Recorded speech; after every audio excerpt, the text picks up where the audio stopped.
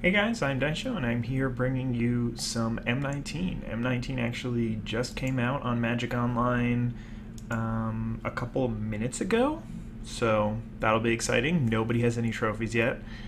Unfortunately, to start, you can only do sealed, so we're going to be doing sealed today. And that's okay, because I like sealed plenty. I usually try and do draft videos, but sealed should be good. Ooh, nice foil Banefire here.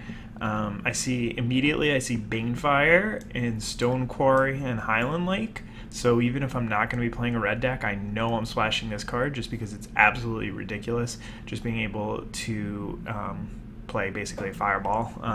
Obviously it doesn't deal damage to multiple different targets, but still just ridiculous card. There's a Planeswalker in here, and this Planeswalker is ridiculous, so I'm going to do everything in my power to play blue. I see that blue is actually a little bit light in terms of just sheer number of cards, so I might have to maneuver things a little bit. Yeah, this guy works a little bit better with artifacts, but he makes his own artifacts. I mean, anything, like, all you have to do is see the +1 actually sort of protects him. It gives you a Thopter, and his 0 will just draw a card. That's all you really need. Anything other than that is gravy. If they have 3 or more cards, then that works out really well. Normally when I'm doing this, I'm going to sort by rarity just to see what my technically most powerful cards are going to be. This card is garbage. Basically, it's not going to do what you want. Normally, your clones are one of the best cards in your deck, but this one, you have to choose a creature. I guess this is actually maybe not complete garbage, because you can put it on any creature, so you can make their best creature bad, or you can make your worst creature good, but at the end of the day, all you're doing is changing a creature, you're not adding a creature, so by definition it's going to be worse. Liliana's Contract, draw 4, lose 4 life. The bottom part is not really relevant. This is just a really valuable creature. It's a 4-mana 4/4, and when it attacks you get 2/1/1 lifelinkers that are already attacking. This card is actually really good. It's actually interesting normally on cards like this where you have a creature that attacks to put in creatures tapped and attacking, it's going to be good, but maybe not so good, because maybe they'll just be able to eat it up, eat up the little 1/1s, but this time it's putting 2 1/1s out each turn, so that means that additionally, in addition to whatever else they have to block that you're attacking with, they have to block 2 extra 1/1s, and even if they just block and die, they still gained you a couple life, so that's great. Let's see. Okay, so I like Hydras in general. And this one has, sometimes Hydras have downside and sometimes they have upside. It looks like this one has upside, so it can't be blocked by more than 1 creature, and whenever it's dealt damage you get more counters on it. Okay, so that's actually just a huge reason to be in green. This card is really, really good. Banefire we took a look at, and then this guy, whenever you cast an artifact you make a 1/1. Alright, so I mean this card's not terrible. It's 2 and a blue for a 1/4, which is already fine. And if I can play some artifacts and I can get some more 1/1s, this is like definitely not a reason to be blue, but it is a probable playable. So Meteor Golem is great. I think that this card is going to be so underrated at the beginning, just because there's a lot of cards that are expensive and colorless that don't seem good, but this ability is great. Just being able to just drop it and destroy their best thing and leave a very relevant body over is excellent. Outside of that, let's see what cards. This card is awesome, just being able to play a 5-mana 3/4 flyer, and when it enters it basically drains. So I mean, if you told me that I had a 5-mana 3/4 flyer that when it enters the battlefield it gets haste, lifelink, and unblockable until end of turn, then I would say yes please. There's a Murder in here, which is probably the best uncommon or common. Plague Mare I think seems like a really good card, so there's a lot of different directions that I can go in. I think that there's very little chance that I'm not playing these 2 cards, and then from there's good reason to be in green or white for these 2, and a good reason to be in black for this. So there's really a ton of different directions that this kind of deck can go in. So I think I'm going to probably try and choose the one that maximizes Tezzeret, and hopefully I'll get to play Banefire as well. I mean, I'm going to play Banefire no matter what, but hopefully I'll get to try and play one. I mean, I'll play one of these three, I guess, as my secondary color. So let's just go back to sorting by color and see what kind of cards we have. So black, I have 2 Lich's Caress, which are removal spells. I have a Strangling Spores, which is also a removal spell. I like Fell Spectre. It's basically a 1/3 flyer that when it enters, they lose a card. So that's good. Ravenous Harpy, probably not going to be great in the kind of deck that I'm going to be playing. Other than that, this deck would be light on early game, but heavy on removal. So let's take a look at, and let's see, what other red cards could I splash? I could splash Electrify.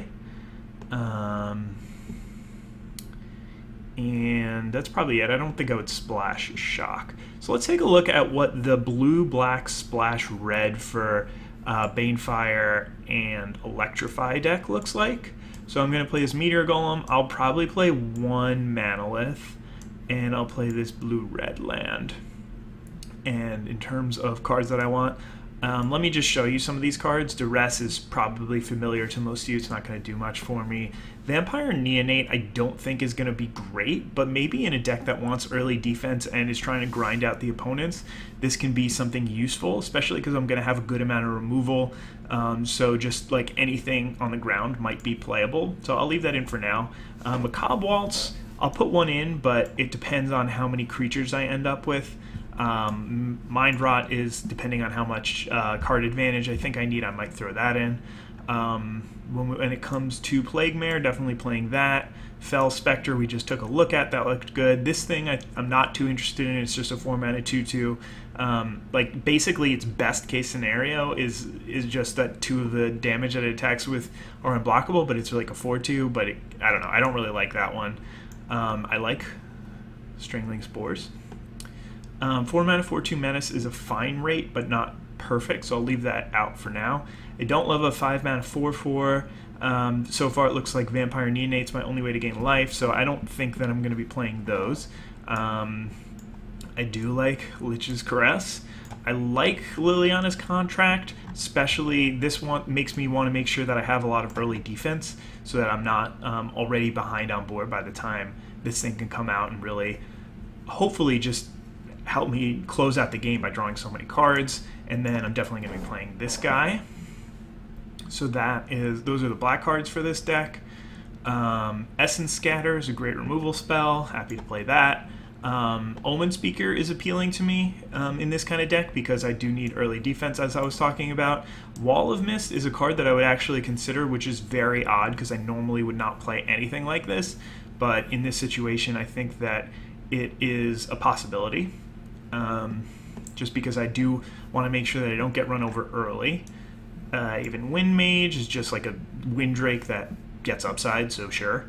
I'll play this thing. I only have 2 artifacts in this deck, but that's okay. Just because I would want to play a 3-mana 1/4 in this deck. Dwindle is going to be another removal spell for me, so I like that. Snapping Drake is a 3/2 flyer. It's been around forever. And then Frilled Sea Serpent is just like a big thing that can win the game for me if I need it. Alright, so this deck has 2 creatures, which is the first thing that I'm thinking about is, sorry Macabre Waltz, I'll bring back in the Wall of Mist since I don't have too much going on in the very early game, which does make me nervous. I like this deck. I mean, I think that it's super powerful. A lot of the power is in the late game. There's really good removal in this deck, a lot of good card advantage sources here. Let me sort by, or let's group the creatures separately. So, I mean, right now this is 23 cards plus the Highland Lake, so this would be a deck.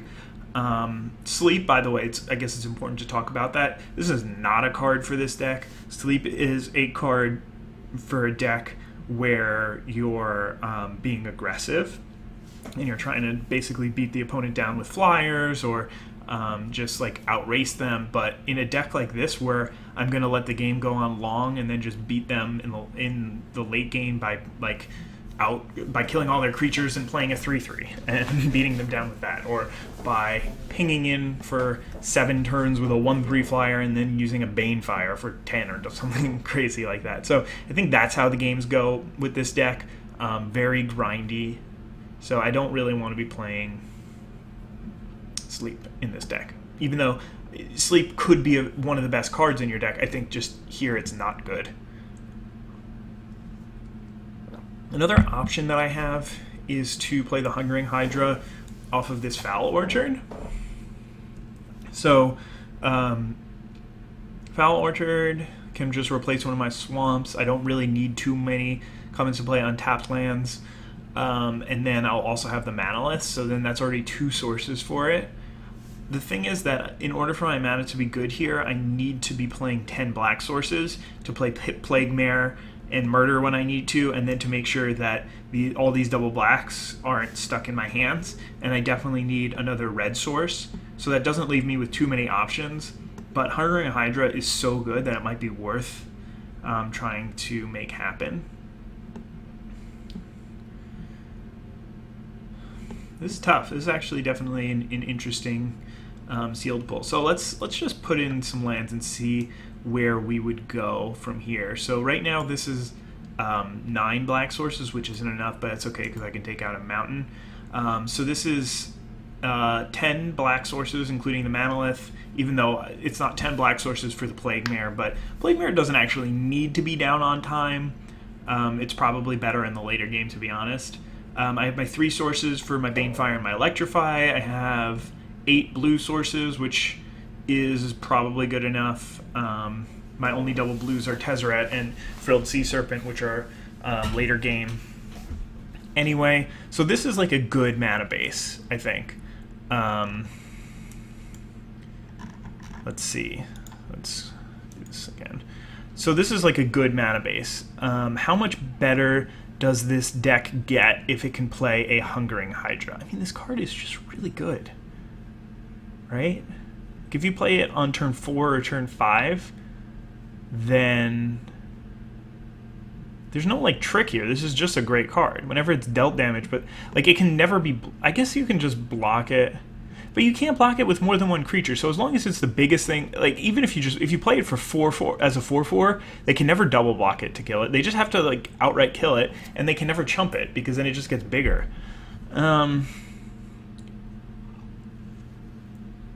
The thing is that it would probably be replacing like a Frilled Sea Serpent, which it's better than, obviously, but I'm not sure it's worth making my mana base worse. So let's just save this deck because I think that this is a good option, and then look into a couple of other decks. So we're just going to call this blue, green, red. Okay, so that's this deck. I keep looking at this Gift of Paradise, and I'm thinking, if I play Gift of Paradise, I can play all of the cards that I want to play, and I'll just be really happy. But the rest of my green isn't perfect, so I don't really want to I mean, this card is great. I think that's one card that I haven't spoken about yet, but a 5/5 for 5 with Vigilance is just the thing that is important in the game once you play it. So you really need to watch out for that. In red, I like my Banefire, I like my Electrify. Bogart Brood is a good creature. Hostile Minotaur seems like a good creature, but I don't like a lot of the other support cards.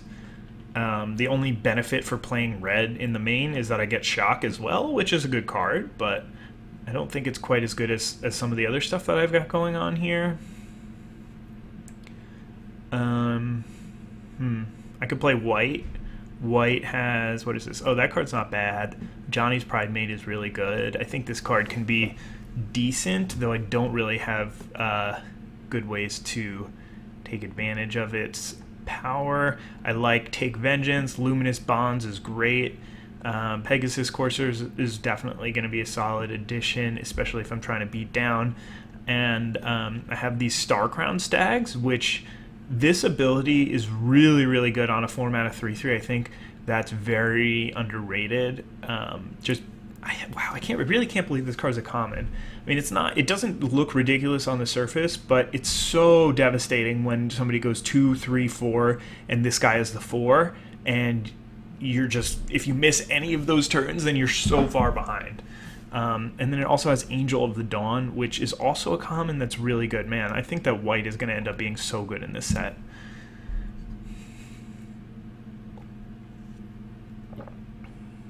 So, I mean, there might be like a black-white life gain deck, but I don't think that that's... Here, let me properly sort by... get rid of mana cost. I don't think that that's going to be better than what I've got going on. So the only question is, do I want to try and do the green thing? Let's just... can we copy this? Open a new copy of this deck. Okay, so then let's see. What would we do? We would bring in this Hungering Hydra and this Foul Orchard and take out a swamp and an island and add a forest. I mean, I could also just play the Hydra off of 2 sources, but I think I like 3 better. And then I just need to take out 1 card. Maybe Mind Rot. Maybe Mind Rot doesn't... I wouldn't need the card advantage if I just play a Hungering Hydra.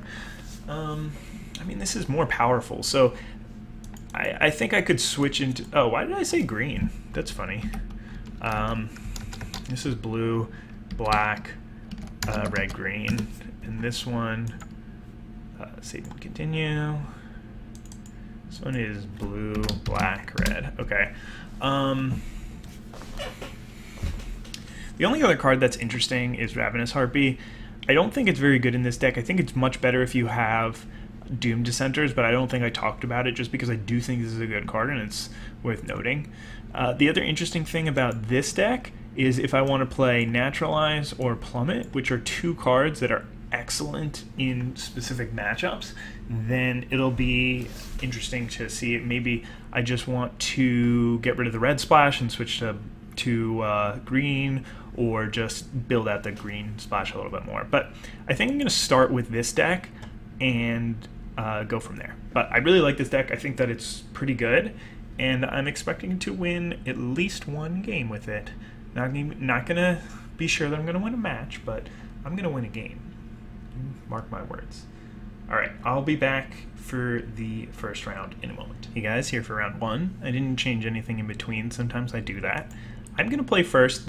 I'm definitely playing a deck that wants to play second, but I don't know what kind of deck my opponent's playing.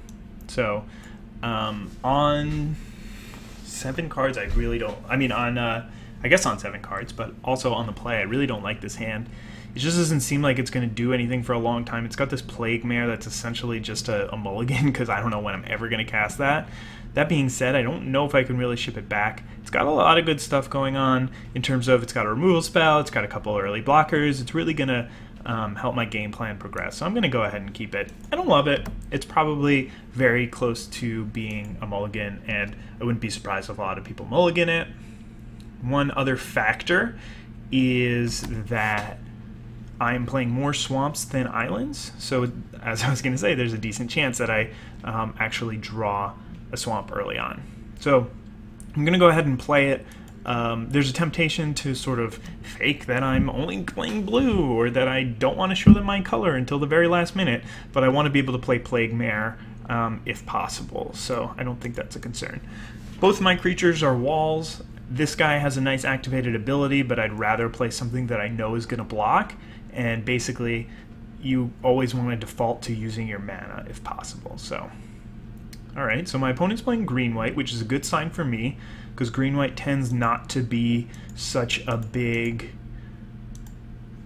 late-game deck. I mean, they might have some big creatures, or some angels or something, which can cause me some issues, but I like my start. I think I'm in the right direction. I'm heading in the right direction.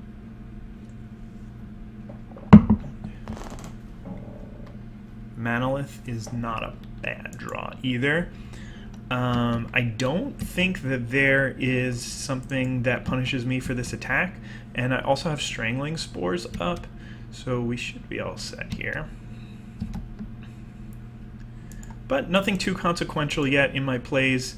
Nice. I guess I should have played this first. I completely forgot about that. I was thinking about this probably a turn ago, that I had that out, so it'd be nice if I draw one of my 2 artifacts, and then I did, but then I had completely forgotten about it. I should mention, just at least to save my own back when I make a big mistake, is that I haven't been playing too much Magic recently, so don't be surprised if there are some things that that happen that you might not expect, and that I make mistakes that are sad. Okay. So that thing is good. I think this card is just way undercosted, and that people are going to really just, I guess not, I don't know if WotC's going to regret making this card, but I think that it's a pretty good card. I don't think that it's worth attacking and like using Strangling Spores. This 2/4 on the ground is not going to be a big threat. I'd rather save it in case my opponent plays like an Angel of Dawn or something like that. And I'm going to hold... Man, it can't be blocked by white creatures. Maybe I just get a 2/2 on the board that can start beating in unblockable. I don't have anything else to do this turn. My opponent didn't play a 1 or a 2 or 3 drop, so chances that they have X1s aren't too high. I'm nowhere near a situation where if you go into combat, I'll be able to sort of trade after, or like trade down or trade up or something like that, and then play as post combat. So I think I'm just going to go ahead and attack with my 1/1 and play the Plague Mare.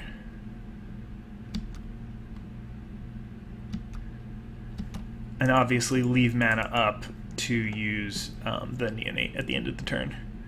So yeah, we're chipping in for some damage. Got a nice unblockable 2/2 as long as my opponent doesn't play a green creature. Now they're going to play the 5 mana 5/5 Vigilance, and I'm going to be very sad because there's not much that I can really do about that. And I guess I could just trade but Plague Mare and the Strangling Spores for it, but that's not ideal. But I think I'm set up for a good long game. I have this Thopterist, which can sacrifice the Thopter and the Manolith if they do something to one of them. Oh, God. The only thing I can think of is that my opponent has a Wrath here, so this could be trouble. I guess they could just have like a Titanic Growth? Sure. That's not too concerning. The Wall of Mist wasn't doing me much. Trading for a Pump Spell. It was going to trade for a Pump Spell eventually. My opponent didn't have a 3-drop 2 turns ago, so maybe they still don't have a 3-drop, but I guess it looks like they do. Rapid Bite. Okay, so even if I Strangling Spores, that doesn't do too much. So I can sacrifice and cash these 2 in for a card now, but I don't think that's worth it. I think I'll just take that and be okay with it. So that was not a bad turn for my opponent. They got a couple of trades, but this 0-5 and this 1-4 were not my main plans for winning this game. So yeah, I'm not too concerned. And now I get to beat in for 3 damage. My 0-3 still walls their 2-4, so yeah, I'm really not too concerned about that last turn. I think that maybe they didn't have anything else to do, so they just wanted to play some cards, but I don't think that I would have gone for that, just because Rapid Bite, Titanic Growth combo could have killed 2 way more important creatures later. But, I mean, I don't blame them because they don't know how many artifacts I have in my deck. I happen to play this and an artifact right afterwards, so they really don't know. But, yeah, I have almost no artifacts that actually matter.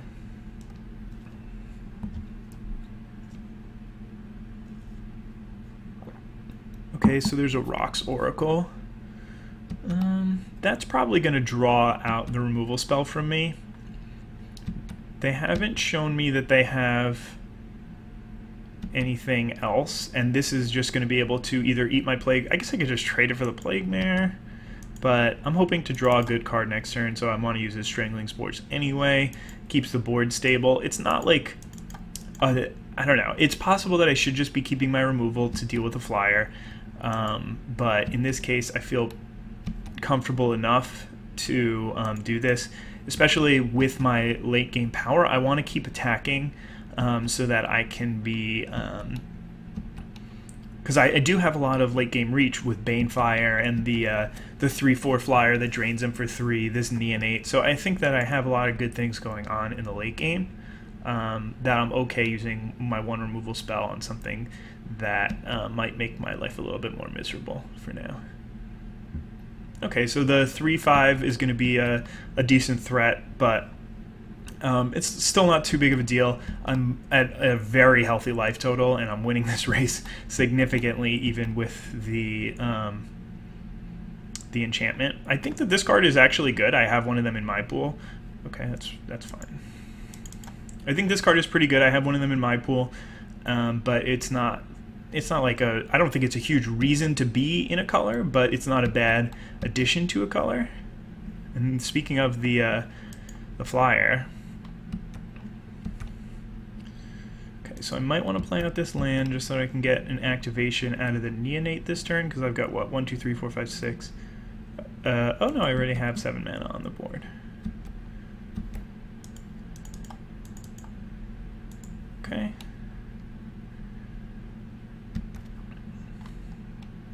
Zap them for another 3. And yeah, I mean, this is looking really good for me. I have a couple flyers that they have no answers to. I have lethal next turn. And they just hit their 6 mana, so we'll see what they can do for 6. They've got another Luminous Bonds. Okay, I mean, that'll buy them a few more turns, but I do still have a nice thing going on with the Neonate and the Thopter. And I mean, I think that this was a very bad draw on my part. Vampire was probably, I mean, Manolith was not even really a great draw. It ended up giving me the Thopter, but I mean, I think that this is pretty much the low end for my deck, where I'm drawing a lot of blanks in terms of getting extra lands, and still doing pretty well.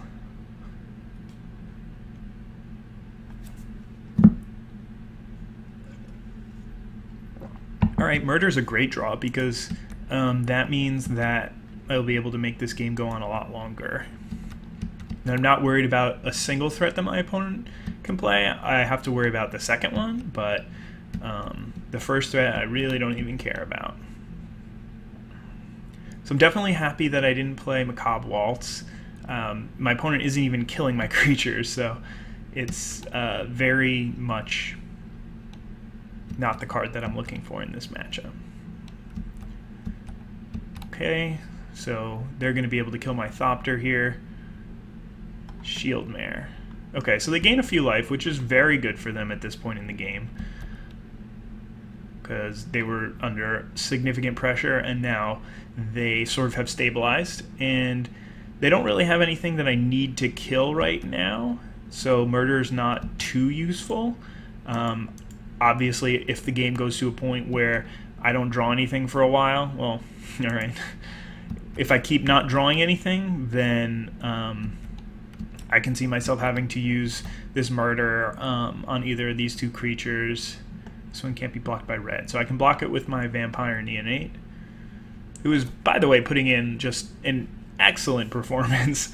I must have activated that ability every single turn this game, probably like 7 or 8 times. Alright, so now I get to get a nice 2-for-1 off of the Murder.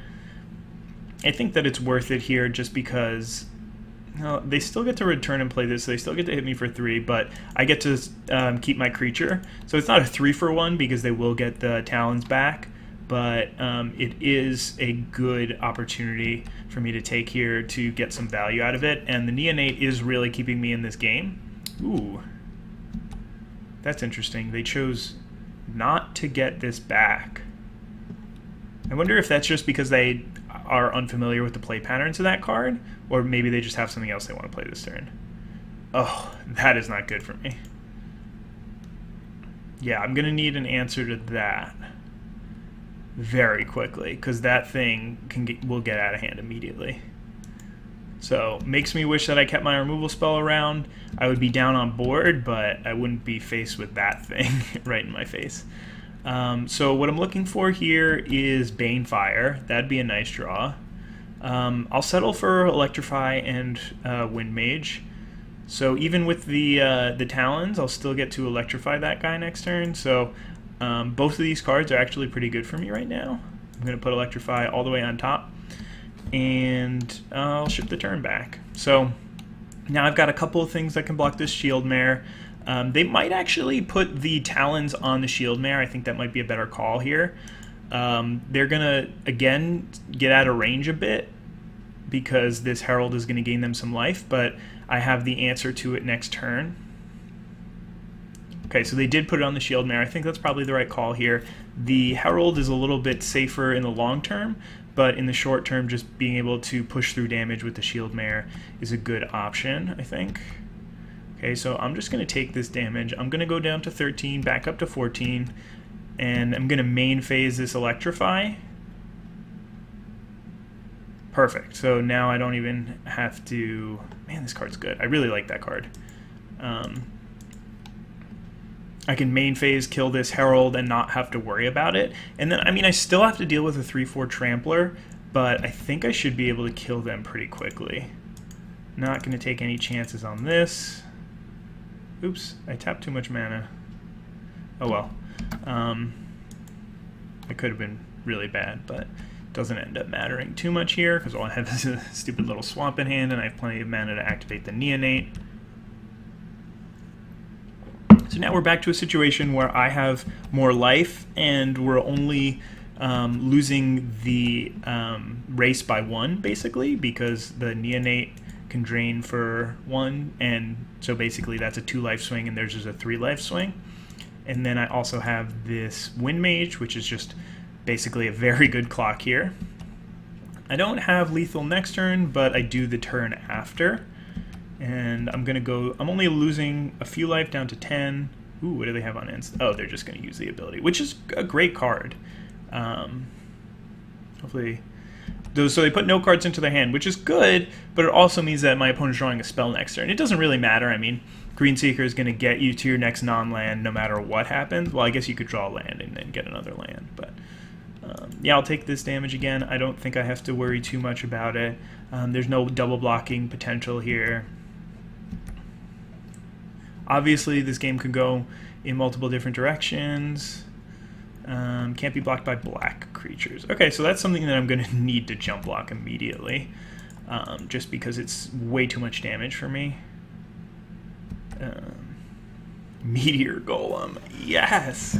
Go Meteor Golem. Okay, so let me think about this. Meteor Golem, I've got 1, 2, 3, 4, 5, 6, 7, 8 mana, so I can play out the swamp and Meteor Golem them. This is only instant or sorcery, so it's not going to trigger off the artifacts. I have no other artifact triggers.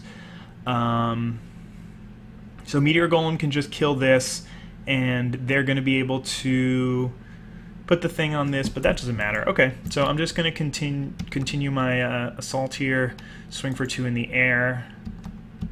I obviously can't kill this, it's got hexproof. So Meteor Golem is going to be ineffective. I'm going to play the land first in case I need to respond to a removal spell on my Neonate.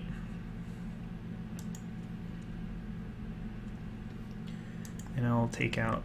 Oh, this is... So if I kill this, then they actually gain 3 life, which I probably just don't want. So, like, let's say they gain 3 life, they go back up. Ooh, I just messed up. I should have killed the Luminous Bonds pre-combat.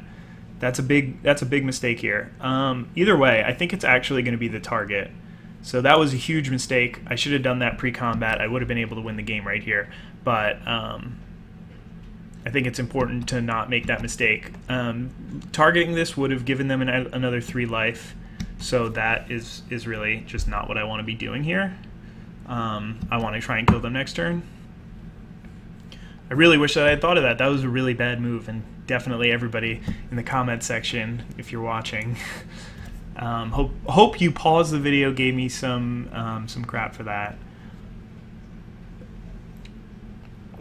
All right. So going into this next match, what's better, a Mind Rot or Hungering Hydra? I mean, I would be able to bring in Naturalize as well, which could be really good in this matchup. I could bring in Plummet, but they only showed me one thing. I could bring in Reclamation Sage, which is actually probably better than Naturalize in this matchup.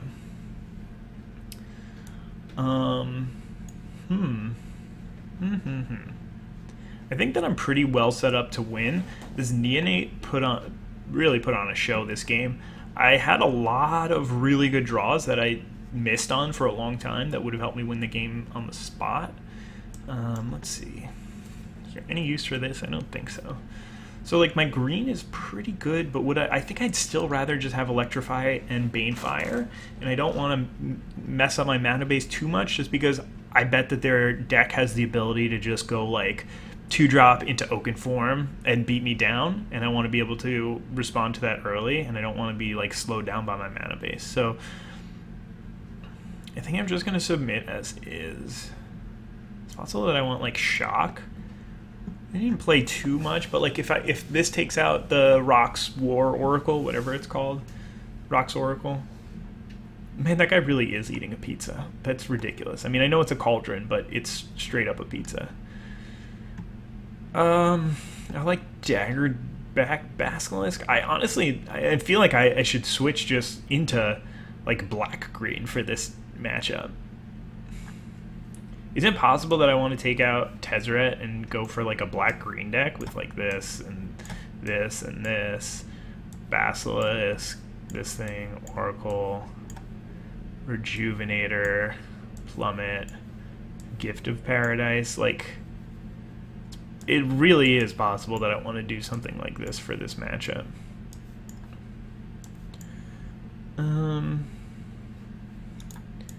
Probably don't need Manolith if I'm doing this. I don't know. I don't love it. I don't hate it. I don't like it.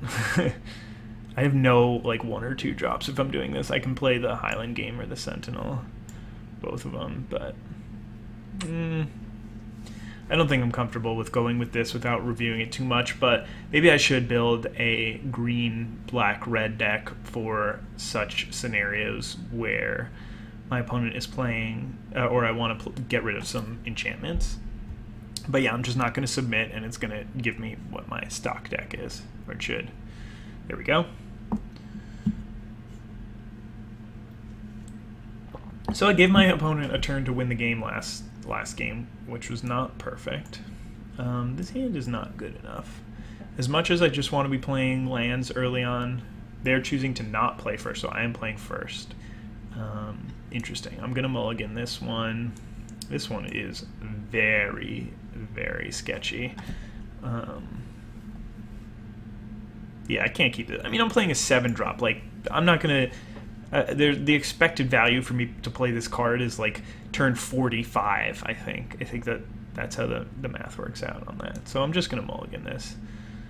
All right. Well, this is not good, but I don't think I can keep this. This is not good, but it's better than going to 4 here. I do want it, like I want Omen Speaker because it gives me the chance to just like draw land, then scry 2 more non-lands to the bottom, but I think that I sort of had to go for it, try and get the second land so that I can Essence Scatter their first play. I mean, the game's obviously not over. Like, they still haven't played anything. I drew my land, so now I can drop Essence Scatter. I've got Tezzeret in hand. I can Banefire something for 1 or 2. Their deck was really slow in game 1, and it's got a lot of removal, so if they've got a removal-heavy hand and I keep drawing lands like I am, then I can see this going well. Like, if I just draw lands for the next 2 turns, I can Essence Scatter whatever they play this turn, and Electrify whatever they play the next turn, drop Tezzeret on an open board, and that is quite a good situation for me. So, I'm just going to Essence Scatter this.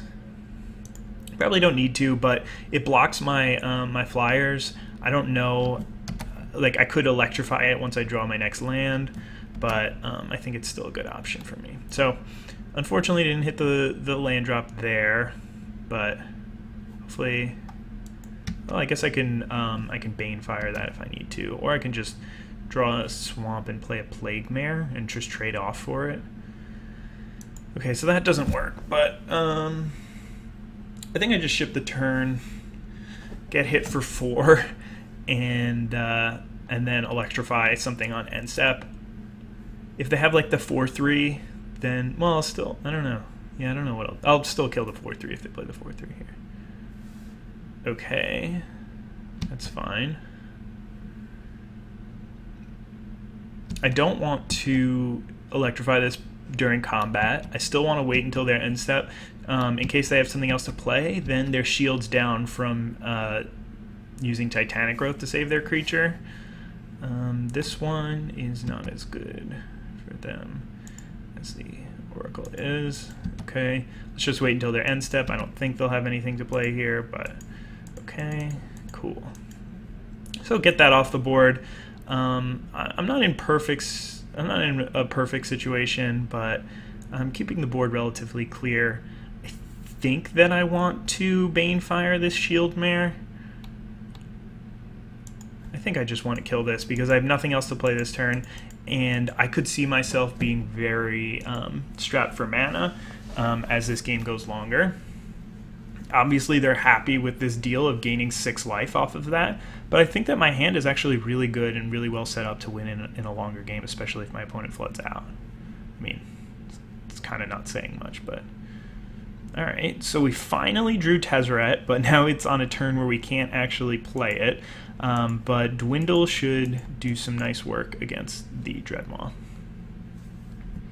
They can still pick up the Talons and throw it on the Dreadmaw, but that's okay if they're hitting me for 1 damage. If that's what they use this turn on, and I can resolve Tezzeret and start drawing more cards, oh, nice. Oh, wait, what? See, now I'm confused. I don't know if there are flash creatures in this format. I want to play Tezzeret, but I feel like that's not a good idea. I'm going to play the 4/6 here. It gives me a little bit more insurance, I think.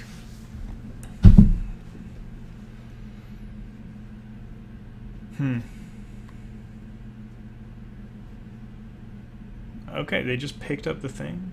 That's really weird. I don't know why they didn't just pick it up, drop it on the Dreadmaw, and attack. Okay, so they have another Rocks Oracle. I mean, this card is looking real solid for them.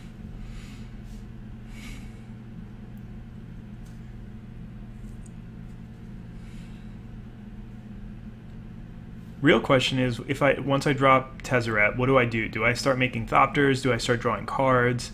I want to tick up... Ooh, that's devastating. Because the enchantment can give their guy... Darn. Ugh, that's really brutal. Can give their guy trample. So like if I just drop Tezzeret and +1, then he'll be on 1 next turn and I'll have to draw something. I can just play Plague Mare, but then they're going to be able to put the enchantment on this. Man, so if I like wait 1 turn, they're gonna put it on this thing no matter what. I could try and hold off on Tezzeret until I can draw like a removal spell, but that's really risky. If I do it this way, then it looks like I'll probably get a Thopter and a card, and then if one of the next 2 cards is a removal spell, then I basically win the game. If I don't play Tezzeret this turn, then they're going to untap, maybe play something worse, and then I'm going to basically be going backwards. So I'm going to go ahead and play Tezzeret here. It might be a mistake, but I think that it's my best shot here.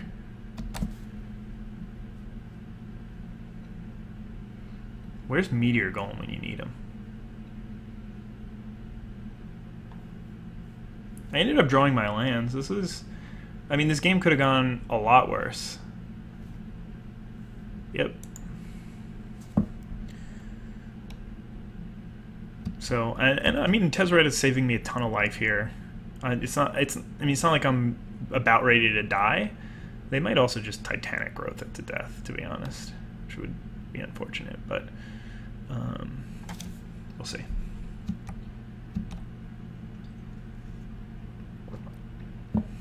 They could be scared of Disperse. Nope, they're going to Titanic Growth it to death. Man, I guess Disperse wouldn't be so bad. Yeah, I think that I'm not too upset about the way things turned out. It's not like There's another giant spider. It's not like this situation was getting much better for me, so I'm not very upset either way. Okay, let's just drop this thingy, I think. Giant spider obviously walls off my Thopter real good. And it also walls off my Snapping Drake. I might just trade the Snapping Drake for the Rocks Oracle, because that's going to be very damaging to my health and happiness.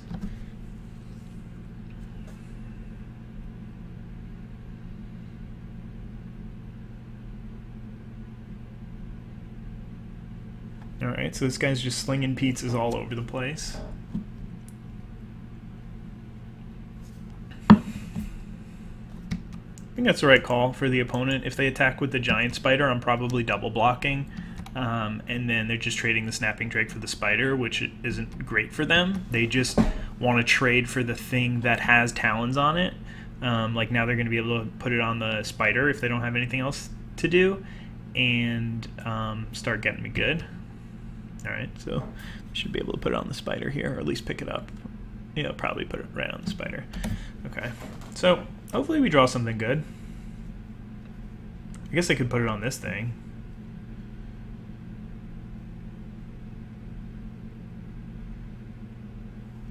Perfect. It's not exactly what I was thinking of, but that'll work. Gonna play the Plague Mare out as well, so I can block both their things. Now they can't really block, or they can't really attack. So the board is completely stable. And if you had told me that I could be down 14 life and completely stable with as many lands as I'll probably need, then I would have taken that trade at the beginning of the game for sure. I'll hold on to this land for now, though. That's not to say that I'm definitely going to win, but I mean, they do have the Green Seeker, so it's not really super stable. They are way ahead. They have the Green Seeker, they have the Talon. So, yeah, I mean, things could be going better. I'll leave it at that. I should probably be playing these lands out. It's not doing too much in my hand as a bluff here. Okay. Again, if they have the Luminous Bonds, my Wall of Mist, I'm not too upset about that. Yeah, hopefully I draw Meteor Golem. Murder. Alright. I mean, that's not terrible. I should be playing these lands out. The reason why I say so is because I don't think that I have anything that works well if I... Like, I don't have a Sift or something like that that'll allow me to discard a card. But if I do have a nice Liliana's 4-card happiness card thingy, I think I'm going to use a Murder here just to reserve that, or like keep that card as a good out. And I want to have as many lands as possible on the battlefield if that's the case. Okay, a Vine Mare with Trample is going to be hard to deal with. Alright, let's see. What can I draw? What can I draw? Hey, there's Liliana's Contract. Yeah, I guess I probably should have thought about mana before I did this, but I'm not convinced that I have a live draw. Well, Fell Spectre can give me some life to work with. Plus I can just, now I have 4 power. So I can just throw everything in front of that Vine Mare.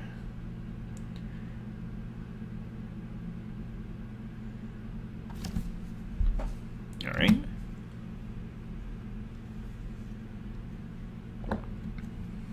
Yeah, I mean, drawing 4 cards is a way to get back into a game. Hopefully they don't have anything good here. I can stabilize. Won't take any damage from this. Oh, man! Completely forgot that I can't block it with black creatures. Yeah, that'll be the game. Even if I had played the Wind Mage, it wouldn't have mattered. Okay. So, that being said, do I want to switch into this black version of this deck so that I can really unlock my bigger creatures in the late game?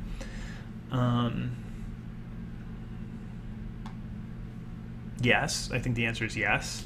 I do want to do that. I still think that if I drew like Lich's Caress at some point, that could have been really helpful. But yeah, I'm gonna play this Reclamation Sage and this Naturalize. I think they're both good here. I don't hate Omen Speaker still. I think I'm gonna drop this guy. He's not very good. He's more like a defensive card, and even at that, he's not the best. What else can I drop? I mean, Snapping Drake lines up really badly against his Giant Spiders, so that might be an option. I think I'm going to do that. I'm not sure. That might be a bad idea. It should be that I'm supposed to keep that in. I guess I'm also supposed to bring in Hungering Hydra and drop the Wind Mage. Okay, so now I'm going to bring in Foul Orchard. I can take out a blue. And a forest. So I'm going to take out a swamp and an island. I don't think I want Plummet. I don't think I want any of these other green cards. With 2 rocks, War Oracles, Shock gets a lot better. So maybe I should bring that in instead of like Mind Rot. Mind Rot's good in the early game, but not in the late game. Yeah, I really hope I draw all my mana.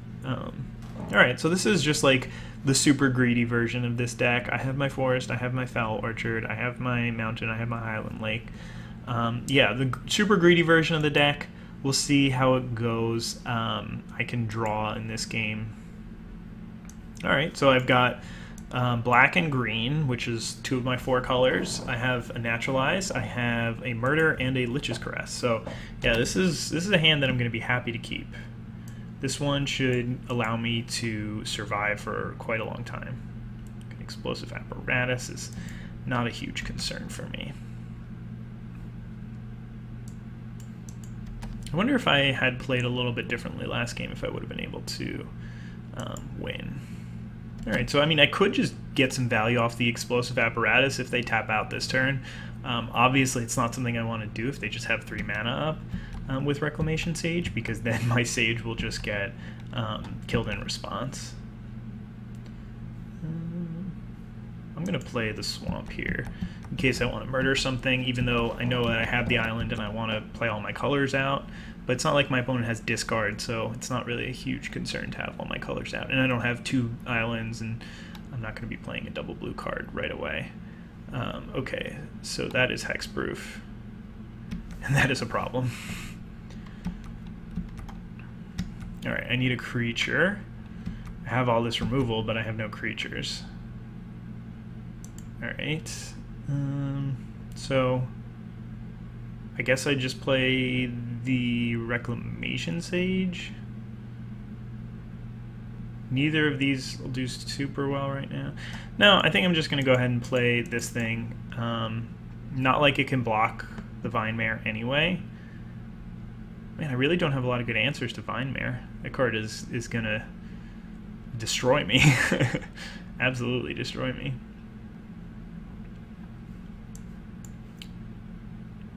I mean, it's just hexproof, so there's no way to kill it, and it just hits for so much damage. And I'm not really well equipped to race it, so I need like my frilled thing, frilled octopus guy. Need it as quickly as possible. Hungering Hydra will do the trick.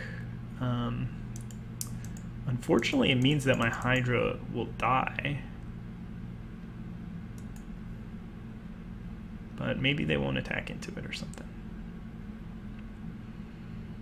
Alright, so that's a good draw. I like that.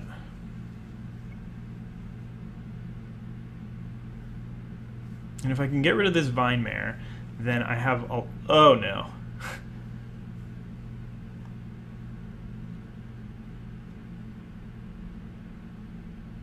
Okay.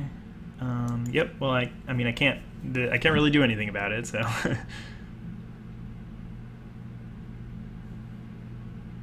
Okay, good draw again. In this case, I think I'm just going to play Reclamation Sage and leave up double black.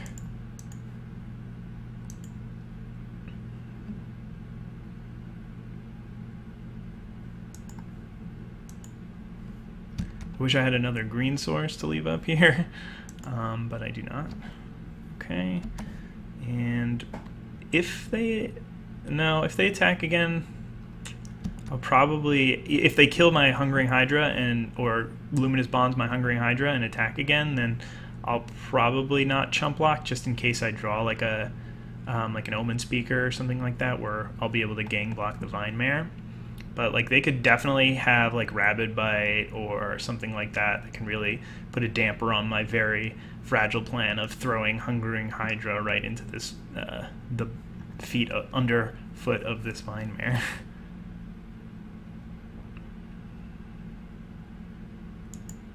It's nice that I still have Dwindle. I meant Murder up, just in case they try and do some shenanigans with the spider. Yeah, there's that Rabid Bite that I was worried about. So, yeah, there's just nothing I can do about it here.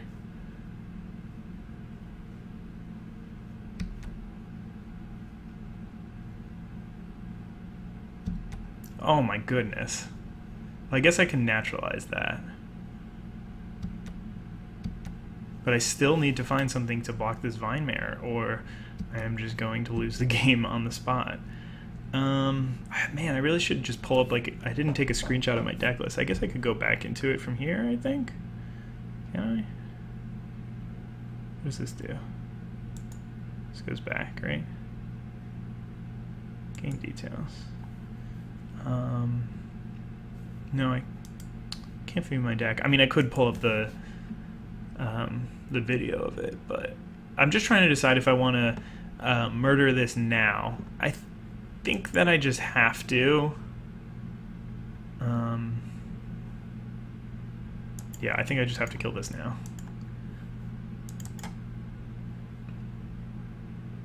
Just because it's going to kill me so quickly. I mean, no matter what, I have to kill that, but... Another island, you say. Alright, well, in that case, I'm going to Lich's Caress to gain some life here.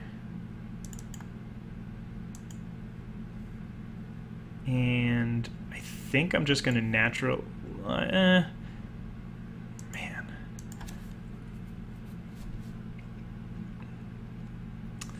Probably shouldn't I probably should naturalize this because it saves me a turn, because then I can chump block with the Reclamation Sage if I need to. But this turn I'm just going to attack. I'm still hoping to draw like the Oculus or even like just Tezzeret just to make a stream of chump blockers. Should be helpful here. But they might have like Titanic Growth just to end the game. Nope. Okay. Dwarven Priest, that I can deal with. Come on, something. Foul Orchard, you say. Alright, well, that's not great. But I still have one more turn. Dwarven Priest I can block with the Fell Spectre, so I'm not too concerned about that.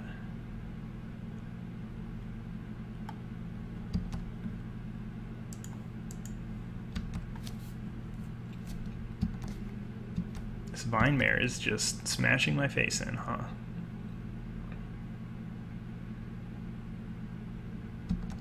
That's a problem. Alright, and we drew an island. Alright, I mean, I can't really be too upset about how I played that. They had a card that was very, very good against me. Maybe I should have switched out of this deck. I think that it was still the best option for it, but there's really just not much that you can do if you don't have big enough creatures to block, and they had a good amount of removal there.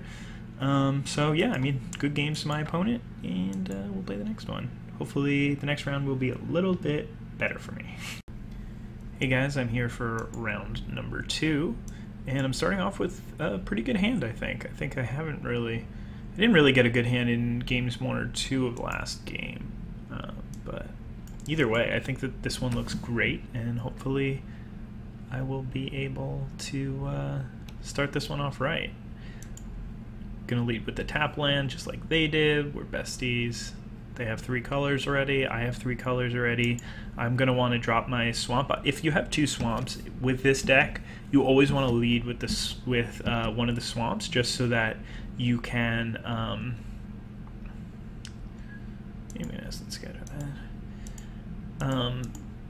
just so you can play Plague Mare on turn 3 if you, in case you draw it.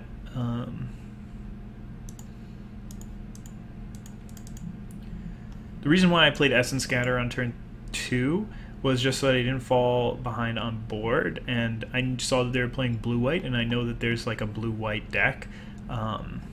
Aerial Engineer, big part of that. Just, I think this is probably the best way to take advantage of getting artifacts early, and this thing brings an artifact with it, so I think that's pretty key. All right, I definitely don't need any lands. Strangling Spores is probably good enough for me to keep here.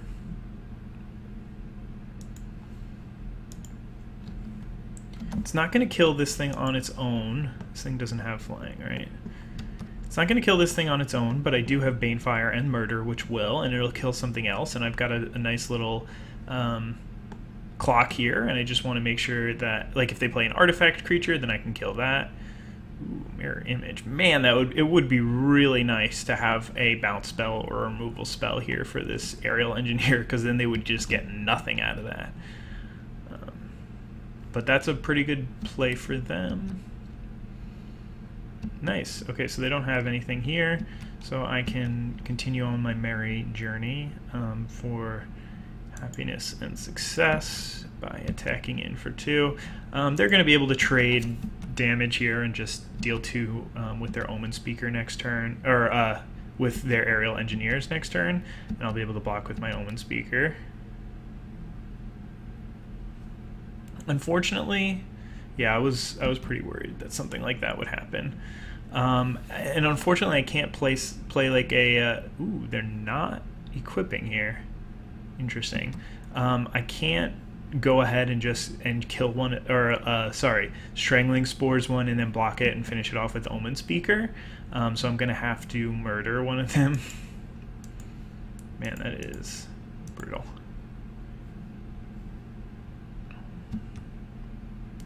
But I think I'm still in solid shape here. I have 2 more removal spells, so I can Banefire this thing and then still Strangling Spores whatever they have the next turn.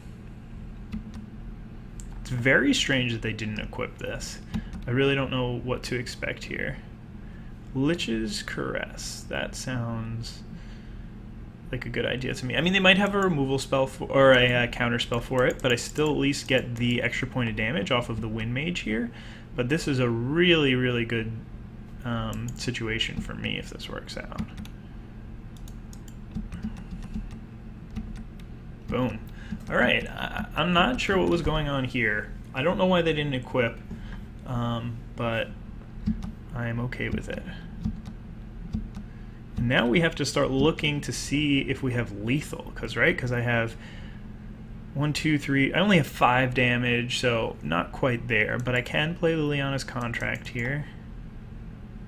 I have to be careful with my life total. I am still going to be at 15, but this can be 6 damage of unblockable with the Marauder's Axe. That can really just get me. Unfortunate. I probably should have left a Swamp up because I do know that this card is in my deck. So that was perhaps a mistake there. Oh, this doesn't actually get the boost. I didn't really think about that too well. And the reason being because it only triggers off of instants and sorceries. So, wow, how many of these does he have? I mean, I guess one of them wasn't actually one of those, but still. I'm gonna chump block here. I have infinite chump blockers, so I'm not too concerned about that, and I just want to protect my life total here. So let's see. I've got 1, 2, 3, 4, 5, 6, 7 mana now. Really getting up there, especially with Fel Spectre and Neonate. I might be able to just squeeze this one out. Okay, so let's see. I've got 1, 2, 3, 4, 5, 6, 7, 8 mana. So I can play Fel Spectre and Strangling Spores this turn. Alright, so I'm going to start by just dropping this Fel Spectre. Let's see, I should leave up 2 black. I can. Because because I want to get rid of that last card in my opponent's hand. Invoke the Divine for 4 life. Alright, that's pretty good. So they're not even going to lose the life. And now my race is not looking as fun. I'm going to attack. Hopefully they'll just block, but I didn't really expect them to.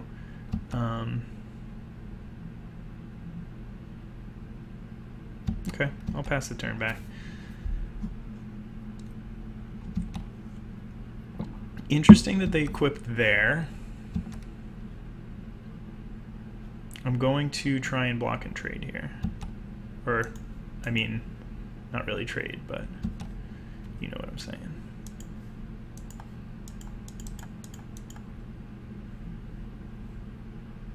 Well, if you didn't know what I'm saying, then you know what I'm saying here. I mean, there's obviously a possibility that they draw a pump spell or something like that, but it's just so unlikely that I think it's worth just going for. So let's see. Now I have 1, 2, 3, 4, 5, 6, 7, 8. So if I go for pre-combat, then I can just kill them right on the spot, unless they have a removal spell, which they would have used last turn. So, yeah, let's go for it. Banefire. Oh, wait, this is 7 damage. Why did I think it was... Oh, no, it was 8, right? 1, 2, 3, 4, 5, 6, 7, 8. Okay. So it's 8 damage. This will get +1/+1. And, I mean, it's very possible that I should just be killing the serpent, so I don't have to worry about it. But I was pretty sure that they were on a blank right there. Okay, so this matchup... like Electrify is probably worse than Plummet. So I think that I want to be green. Giant Spider is not great, but also the green, like the Naturalize and Reclamation Sage are great. So how do I want to do this?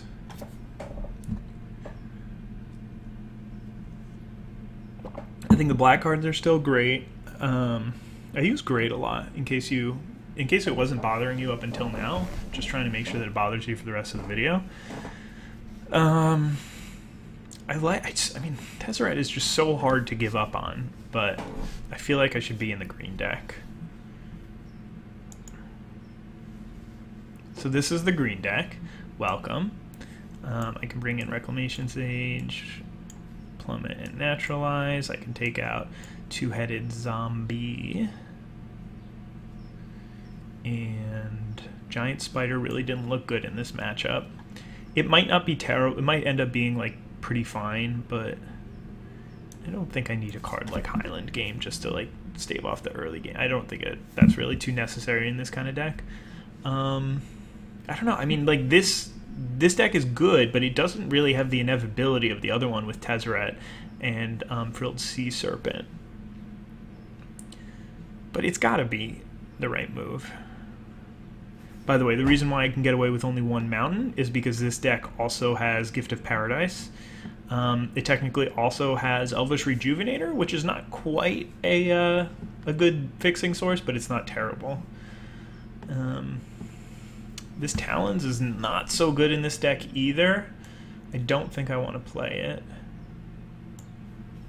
I think I would rather play a black card or a red card or something. Maybe... Do I want to try and bring the Neonate back in? I don't love it in this matchup. I like it when it can block a lot more. Maybe we just bring the Highland Game in for some early defense. Alright, we'll try this deck. I don't love it, but I think that my opponent's got some good stuff going on, so I'm a little bit worried about it. Okay, so they're going to be on the play. I'm going to keep this one. It's got Manolith in it. That's pretty much it, but if I can get to 3 mana, then I should be fine. It's also got Plague Mare, which is nice. If they play the Artificer, the Thopter Maker, then I don't have to worry as much about it. Really happy to see Plummet. That's just going to buy me so much time. Another nice thing that this deck has over the blue deck is it has now 3 ways to ramp on turn 3 with Elvish Rejuvenator and Gift of Paradise, which both get me from 3 to 5, and 5 is really important in this deck. So again, normally I would be like a little bit scared about this, but Plague Mare gives me a lot of insurance. I think I'm still going to just go ahead and play the Rejuvenator or the Manolith this turn so that I can get Rock's Oracle out next turn. This also gives me the ability to go something like, if I go Rejuvenator this turn, get up to 4 mana, play another land, get up to 5, and Manolith, then I can still play Plague Mare next turn. So I'm going to go ahead and do Rejuvenator here. And I will take Foul Orchard.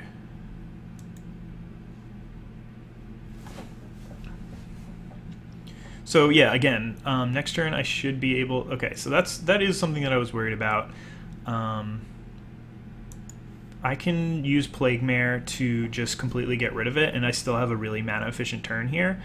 I can also Plummet it, which is something, but I think I'll play the Plague Mare to try and make their turn a little bit more awkward this turn. They're going to try and do their best to get an artifact out there. Yeah, this will work.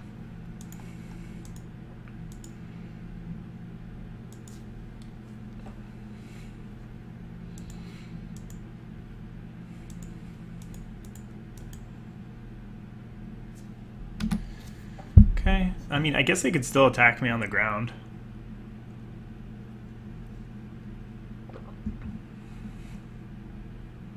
Okay, just a divination here. They do have the artifact in the suspicious bookcase, which is just beyond absurd for the name of a card. Another reason why I like this line of play is if I draw a land here, then I'm really rewarded. I can play the Baloth or the Oracle and still plummet the Engineer. So I'm just gonna, I think I'm gonna start by attacking with the Plague Mare. It's not gonna do any blocking, and they really want to keep this around, and I want that because I want them to think that like I'm really worried about this card. So I'm gonna go ahead and just charge in there with my Plague Mare. You never know when this 2 damage is gonna come in handy, and they're not gonna want to lose their suspicious bookcase to a pump spell.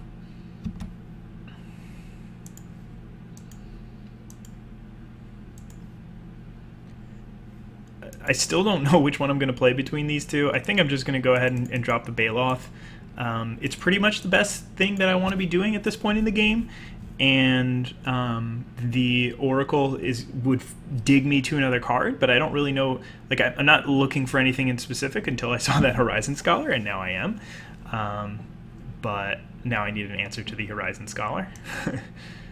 Alright, so I'm going to start by attacking with my Baloth. I can't really get away with the Plague Mare attack anymore because they will call me in a second.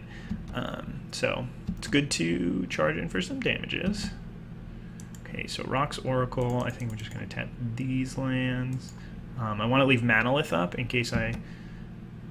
Alright, well, just drew a land, so not much else to do here, but pass the turn. So I've got quite a good offense here. I'm going to be able to play Fell Spectre, which will also give me a good opportunity to chump block and get in for a couple extra damage off the discard. I really hope I draw Banefire. That'd be nice. Basilisk is not as nice. Alright.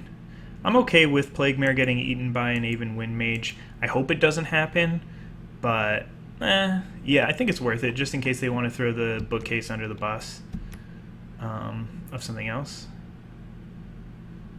Okay, so they do have an Anticipate, which means that my Plague Mare gets eaten. It also means that I take 1 less damage next turn and that my Fell Spectre doesn't get eaten. So that's pretty good. And Plague Mare wasn't doing too much anyway, so I'm not too concerned about losing it here. I think it's a very low cost, and there was potential for me to get in for some more damage. I think they still might trade. Okay, so they took they blocked that. What? Why did this block the... I'm missing something, guys.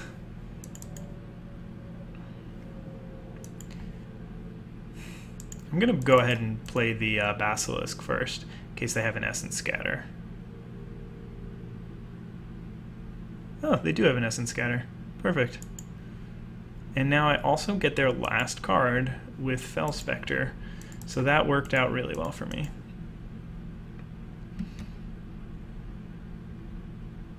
And it was a Dwarven Priest, which is a very relevant card at this stage in the game. I'm going to go ahead and drop my last land. This game is going to be too close for anybody to be playing around cards, so I'd rather just have all my options available to me. Skyscanner is a great draw for my opponent. Not only does it mean that they get a chump blocker, but now they also have a redraw. Okay, I'm definitely gonna chump here, cash this in. I mean, they must have something, I guess, because otherwise I think that they would have wanted to make that unblockable, but 4 damage could be a full turn, so I'm very happy to give that up right now. Alright, Gift of Paradise isn't great, but I guess they're trying to trade the Wind Mage for the Rock's War Oracle.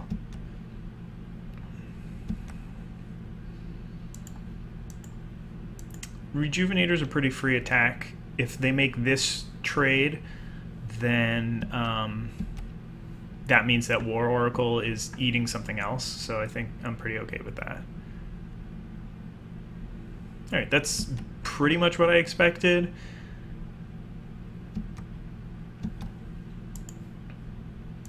Doesn't really matter what happens, like what land I put it on, but it is important to play the Gift of Paradise. It gives me 3 life, it gives me another land for Banefire, though Banefire is super lethal right now. But I could do something like Liliana's Contract into Banefire. So that's a lot of damage. But it does still mean that I'm on a 2-turn clock.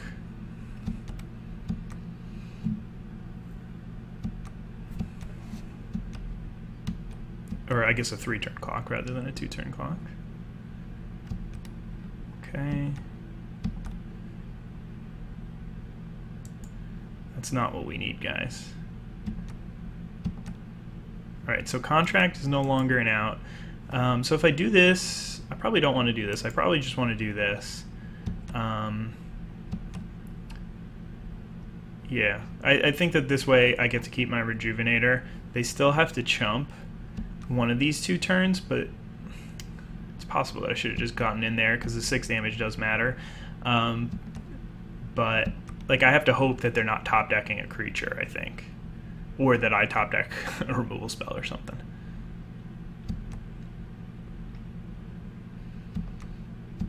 All right, no blocks, or no attacks, I mean. Okay, let's get in there. And now we're going to be facing, I mean, they're going to have to trade here, otherwise they would have attacked if they had anything. I'm sure of that. So now they're at 5, I'm at 7. We both have 14.5 trillion lands out, and I have a 1/1 and they have a Marauder's Axe. So I think they're ahead, but it's pretty close.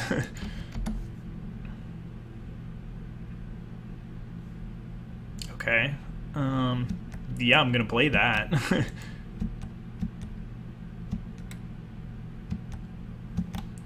It's not like I'm at 1 life. If I was at 1 life, then the Marauder's Axe wouldn't really be doing much here.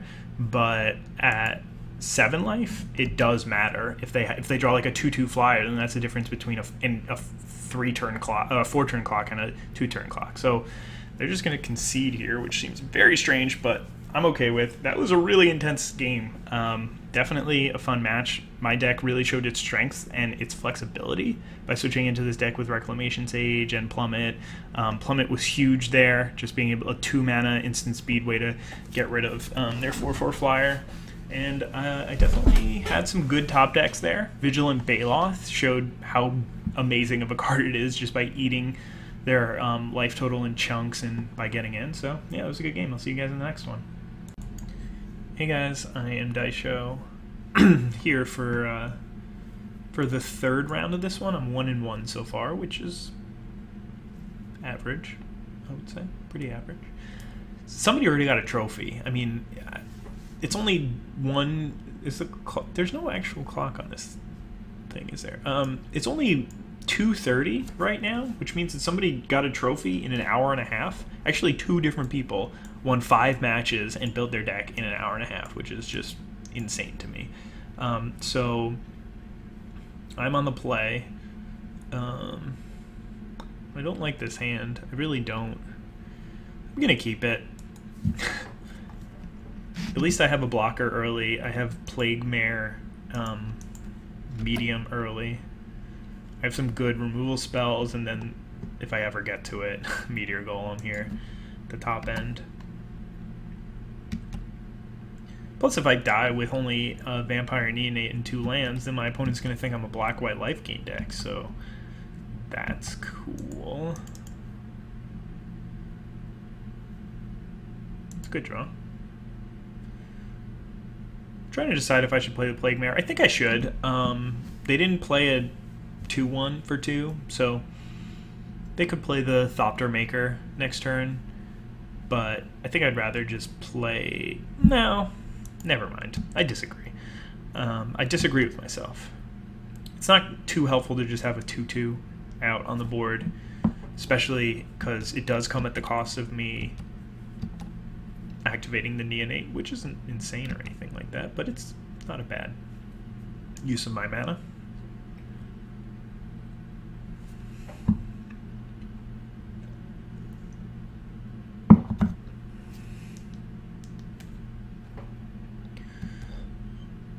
Opponent is anticipating, and they have all the colors.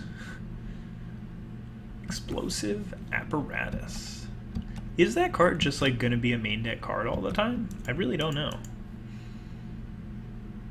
We're on the grind game here. Working towards Lich's Caress, working towards Meteor Golem, working towards playing Plague Mare, and activating Vampire Neonate in the same turn. Man, that'll be a turn to remember. Opponent's not doing anything either. Just playing out lands. That's a good draw.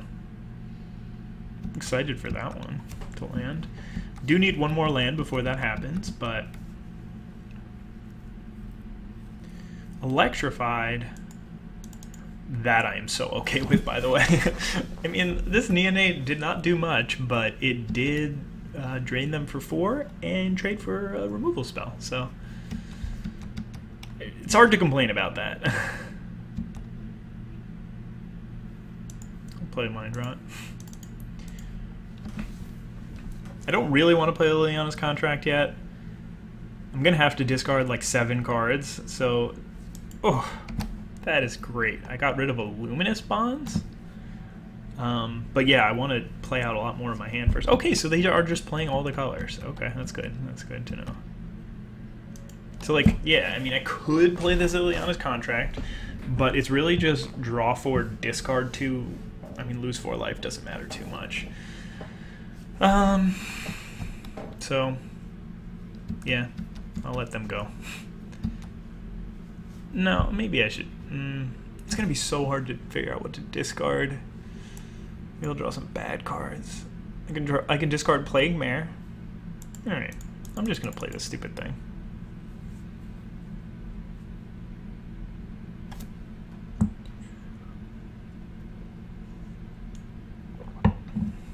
Okay, I don't think I need all 3 of these lands, so I can discard Plague Mare and Swamp.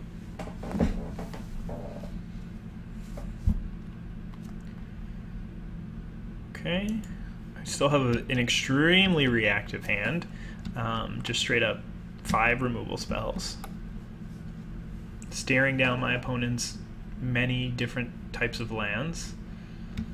Playing Divinations. I'm bringing in Mind Rod for the second Mind Rod for this game, this next game. I just need you guys to know that. It's looking pretty smart for my opponent to have used like a real removal spell on the Neonate, by the way. So, I mean, I could Meteor Golem their explosive apparatus, but that won't really help me too much. I'd rather wait until they play something that I can actually kill, like a creature.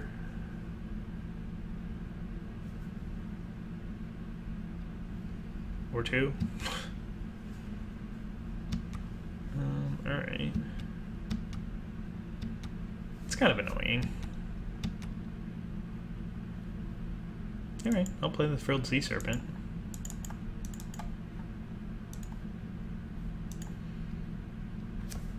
It's probably just going to meet a removal spell or a counter spell or something, but yeah, I've got plenty of life to work with, so I'm not too worried about these guys. I'll probably play the Meteor Golem next turn. They really just went for it. I'm going to play all my cards, all my colors. Play something big. Play something big. Yeah, no, that's not good. Oh wait, yeah, I can't just completely destroy freaking Tezzeret with Meteor Golem. Like, this is insane if they don't have another counter. Yeah, bye Tezzeret. What? Yeah, I like Meteor Golem. I like that card a lot. You'll also get to trade for a knight and a explosive apparatus. And I think I actually trade for the token, just in case they have like a Macabre Waltz or something like that that they're splashing for. You never know. Oh, they're not attacking. That's odd. I would have expected them to attack with both these, and then use the apparatus to finish off the Meteor Golem.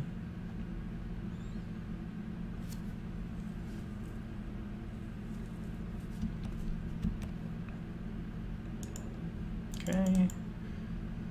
It's not an ideal draw, but it's not terrible.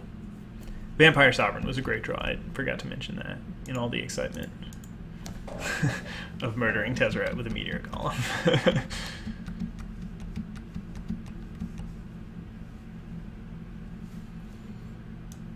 I've got a lot of removal in this hand.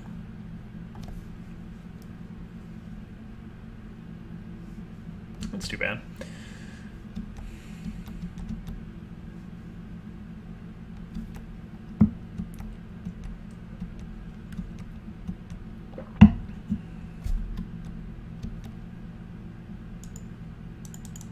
Not a great draw. I probably could have kept that in case I drew the 1/4. I'm going to need to use removal on this Thopter eventually, by the way. It's just going to happen. It's very unfortunate, but it's going to happen.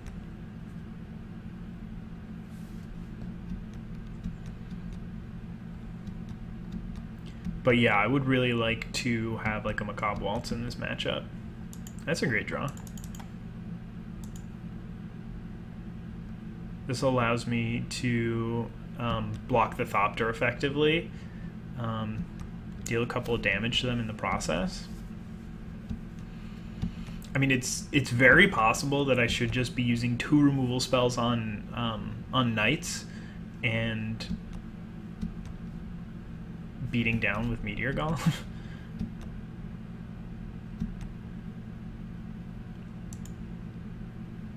Alright, well, I'm going to attack with Fell Spectre if they're not going to attack with the Thopter.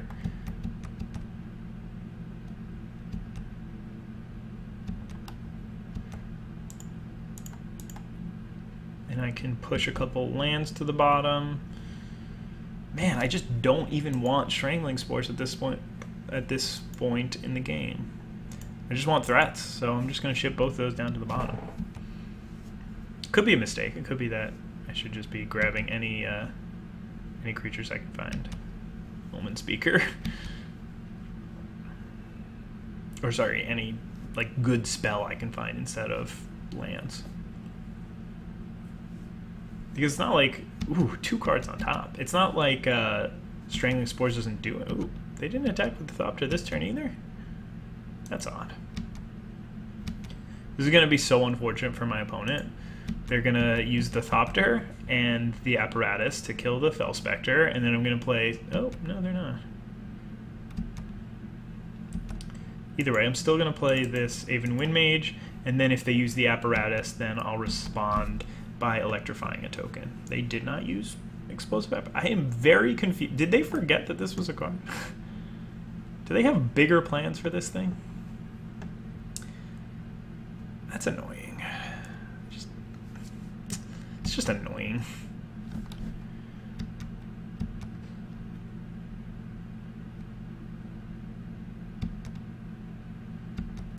Yeah. You get in for your 6, and then I can finally start killing you. Oh, that's not a bad draw.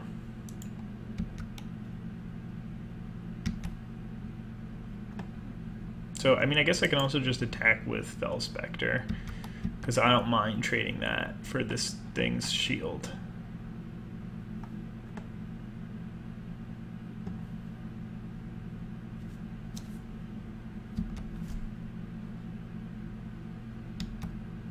Alright, and I've got 5, 6, 7, 8, 9 mana, so I can still play Tezzeret.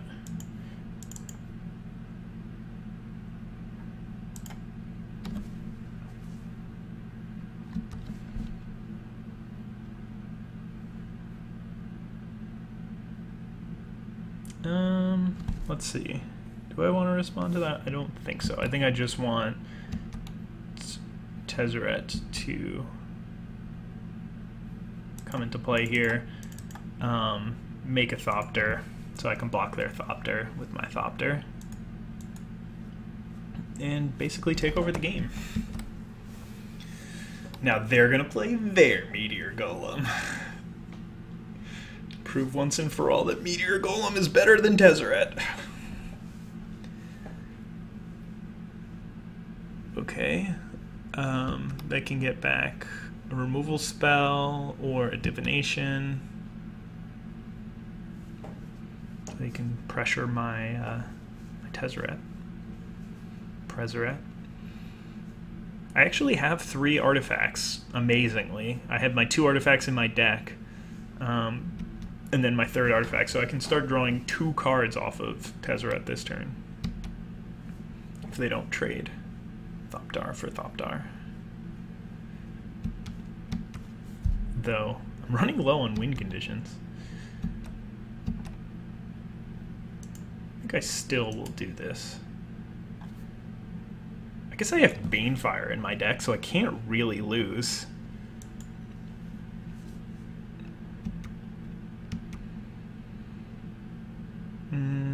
Should I just electrify their Thopter?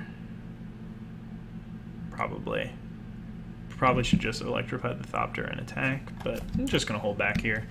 I don't really want to use my last removal spell, or my last instant speed removal spell, rather.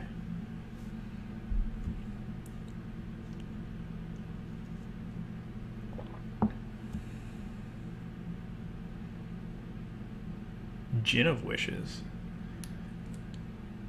Why did they tap like that?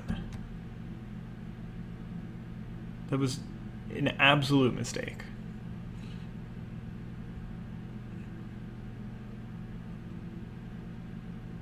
Whoa. They finally got to some stuff that I really need to kill. It's a good thing that I have plenty of removal. Man, this card is good.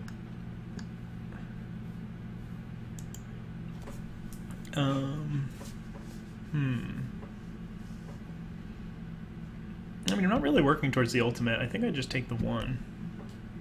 I'm okay with that.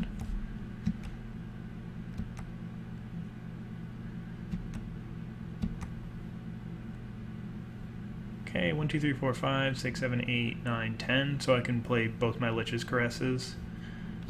Do I draw 3 more cards and just try and Banefire them out? Because I've got, what, 5? I just counted. I have 10 lands, so I have enough to Banefire them to death.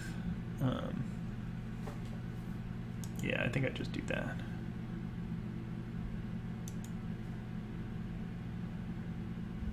Hey, hi Banefire. So I don't think that there's any way for them to gain life here at instant speed. I certainly hope there isn't. Okay. I Banefire you.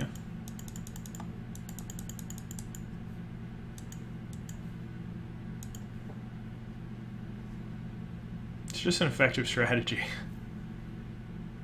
Get them to 9. Banefire them to death. Alright,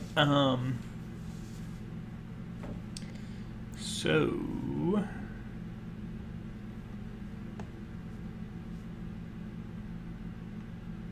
this seems better than it was originally. Okay, let's start with the super greedy deck and work from there. We want Plummet because they had... No, we want more Mind Rots. We want both these Mind Rots in. We can take out Wall of Mist.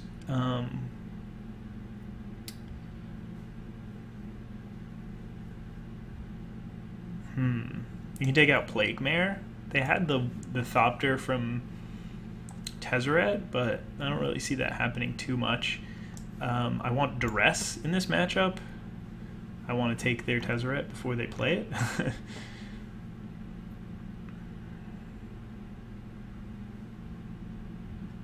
I definitely think Tezzeret's very important for me to keep in this matchup. The card that I'm looking at taking out is actually Strangling Spores or Dwindle, but I think I like Dwindle better.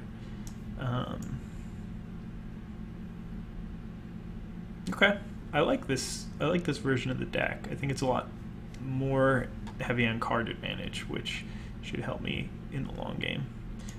Of course, my opponent's going to side into like a super aggressive beatdown deck and just crush me, but what can you do? Plummet is, I mean, it's fine because they have that dragon, but I have plenty of removal, and they didn't really present me with a ton of good targets for my removal, so I'll just save it and make sure that I have something to kill those angels. I should bring in Plummet. That was silly. I should bring in Plummet and take... I should have brought in Plummet. I forgot about the angel as well. I knew that they had the dragon, but I wasn't really thinking about the angel, and I think that's a mistake. Okay, I'm gonna keep this hand. This is actually pretty good. I have my land drops. Not gonna play Duress on turn 1. There's pretty low upside to it. I might play it on turn 2 because I know that I have a good turn 3 and potentially a turn 4 play. Depends if they scry 2 to the top here, 2 to the bottom. Interesting. Like, I kind of just want to wait, but it also seems like they kept blue Omen Speaker, so I kind of want to see what they have going on. Should be able to do it on turn 4.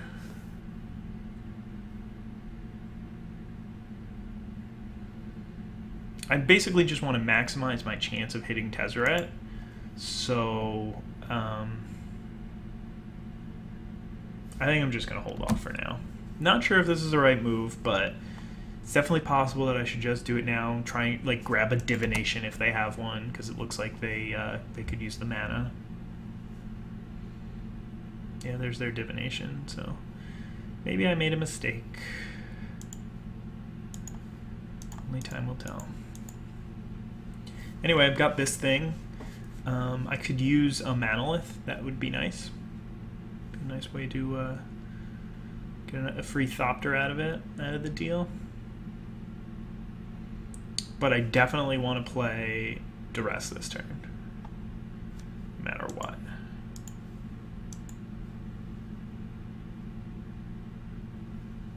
I don't have a green, so I don't know why I said I was going to play this.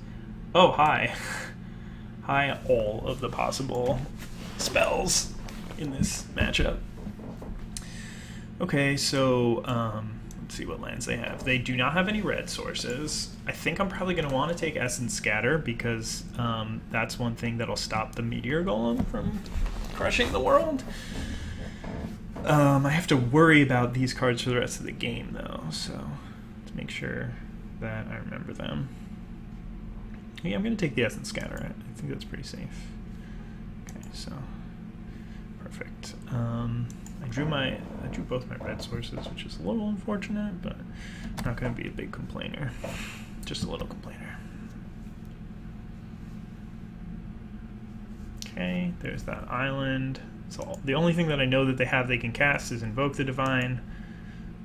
We're staring at each other across from an Omen speaker, so that's cute. Ooh, my Omen speaker. My Omen speaker. Okay, I'm just gonna... Doesn't really matter, but may as well leave cancel up if I can.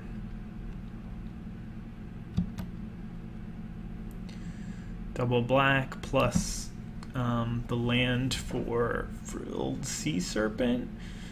I would say yes, and Snapping Drake, no, because it just dies to the apparatus. Okay. Cool. Your turn. It's good. It's important to note that Invoke the Divine kills Meteor Golem. I don't know what I'll do with that information, but it is important to note it.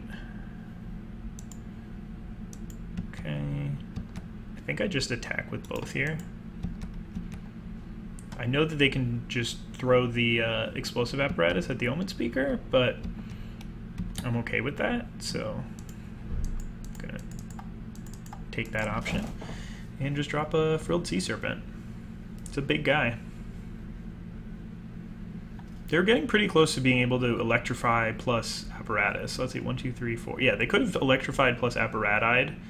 So that, whoo-hoo. That is scary. The thing is, though, I could play Meteor Golem this turn and just take it out, or I could wait until they tap out. No, I can't wait until they tap out, because then they get a free hit in with it. So I just kill it this turn, and I kill it with Meteor Golem, not Murder? Or do I kill it with Murder, not Meteor Golem? I kill it with Meteor Golem so that I get the Thopter earlier, and because I don't have anything else to do with my mana this turn.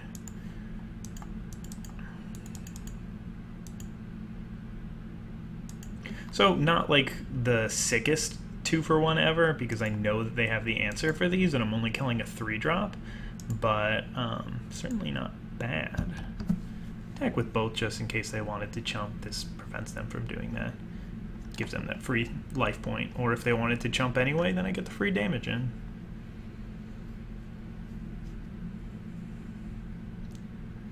What is happening?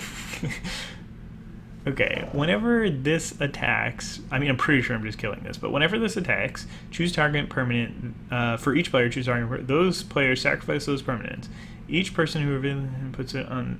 Okay, so you can just like turn one of my things into a dead thing. All right, I'm just gonna kill this.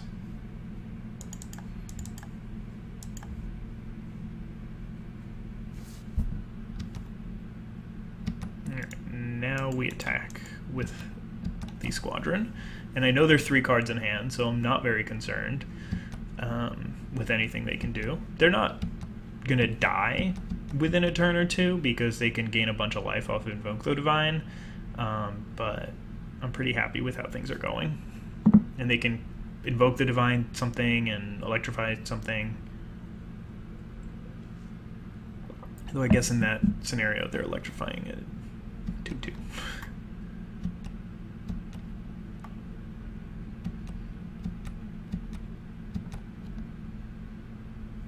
Okay. I have nothing to do with my mana. I could... Actually, I mean, I could sacrifice the Meteor Golem and the Thopter in response. I may take that option, because then I basically am just trading a Thopter for 4 damage plus a card. That actually sounds like a pretty decent option. Okay, so I'm just going to attack with this and this, because I'm willing to trade Aven Wind Mage for Meteor Golem. And if they invoke the Divine during combat, then I will fizzle it. Is this only activated as... No, okay. Wait, what? Oh, I already clicked on it. Wait, okay, let me hit cancel and think about this. Okay, yes, I do want to do this.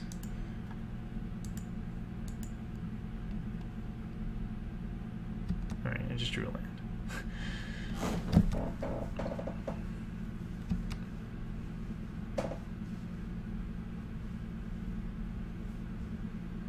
they're probably going to chump here. I would chump. That's the downside to it. Like, I could have just put them on a 2-turn clock. Although it wouldn't have been a 2-turn clock because they did fizzle the life gain. So that counts for something. Alright, I'm okay with this situation. And apparently they are not, because they conceded. Okay, so after a little stumble in the first round, a couple of quick wins is really nice to boost my ego and my skills. Apparently the green decks are good for closing, and I mean, honestly, it might just be that it's correct to be valuing Reclamation Sage as a strong card in the first game. Every opponent that I've played has had targets either in enchantments or artifacts. I didn't think that this was going to be a format where you're main decking your artifact and enchantment removal, but it could be, particularly in Sealed, where it's a lot better. And look at that. Now that we finished that match, it's been 2 hours and 3 minutes since they went up, and 5 people already have trophies, so props to you guys. I'll see you in the next round. Hey there, here for round number 4. And I don't think I played this person. Yeah, I'm gonna play first. Ugh. I don't think that I can throw this one back. I'm gonna keep. I really wish that I had a swamp instead of a mountain, but let's see. Okay, I don't know why I thought I played this person. Maybe I've played them recently. Okay, yeah, this is a solid hand. If I draw a third land, it's obviously good. If I miss on third land, then it's bad. They're really gonna think I'm playing blue-red, and it's just gonna have nothing to do on any of my turns. But looks like my opponent's playing a more streamlined black-white deck. Rustwing Falcon is very nice to see. Welcome to the battlefield, buddy. Yeah, I mean, this card in general, I think is on the surface looks bad. I think that there are places for it in this format, and I'm excited to see how it'll do. It's very dim. I don't know why it's so dim. Tezzeret. Okay. I'll take a Tezzeret. Anyway, yeah, I mean, Rustwing Falcon on its own obviously is not a good card. A 1/2 flyer that has no other impact is just not going to be good enough. But I think that there's enough equipment. It's good in the enchantments deck. It's got potential for some other stuff. Whew. Hieromancer's Cage. All right, I mean, that's not terrible. Whoa there, buddy. Yeah, I mean, that's one thing. Like, people,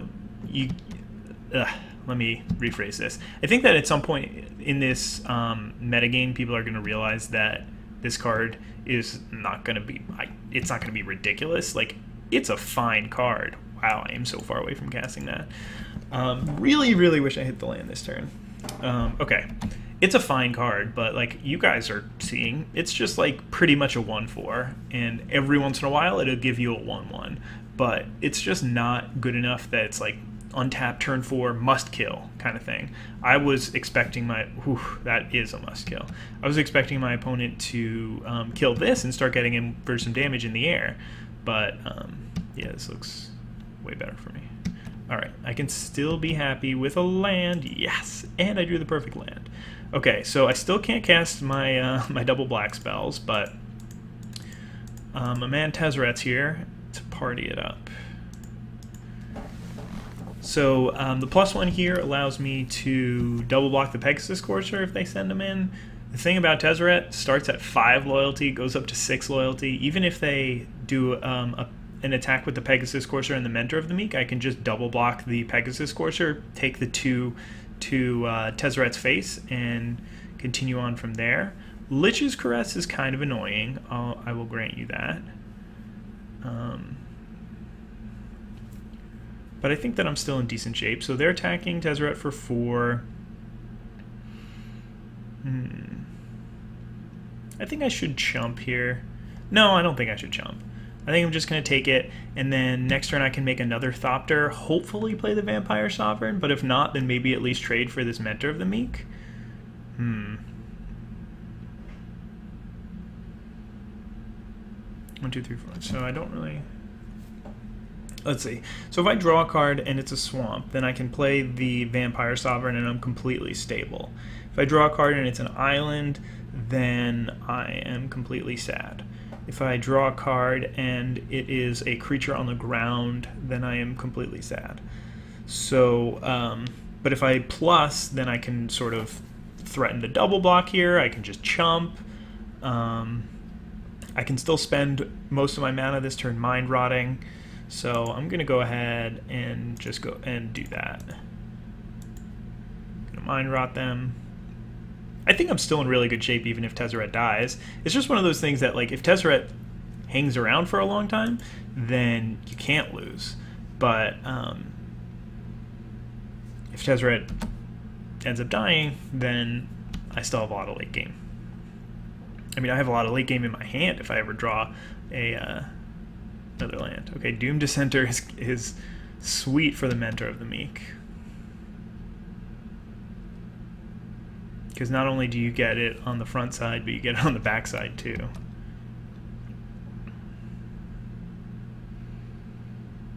So I don't think they're going to risk the Mentor of the Meek here. I'm just going to go ahead and double block this Rustwing. It's possible that I should just take it and block the Pegasus Courser. But I think that take it and then make a another Chumpogger or another Thopter next turn, but don't hate this option. Okay, that's fine. That'll sort of stabilize me, I think, here. Obviously, not going to be completely stable, but just have it. They still don't really. They still think I'm splashing black, by the way, in case you were wondering.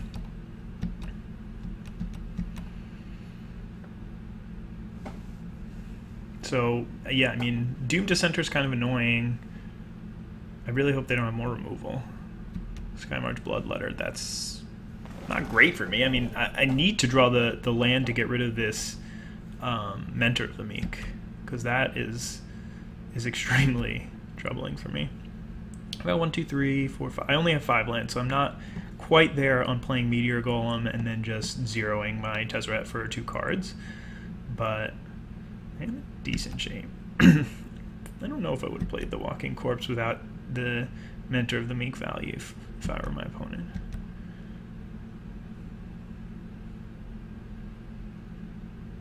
So I don't really have good attacks here. If they want to send the Mentor of the Meek in, I will trade for it.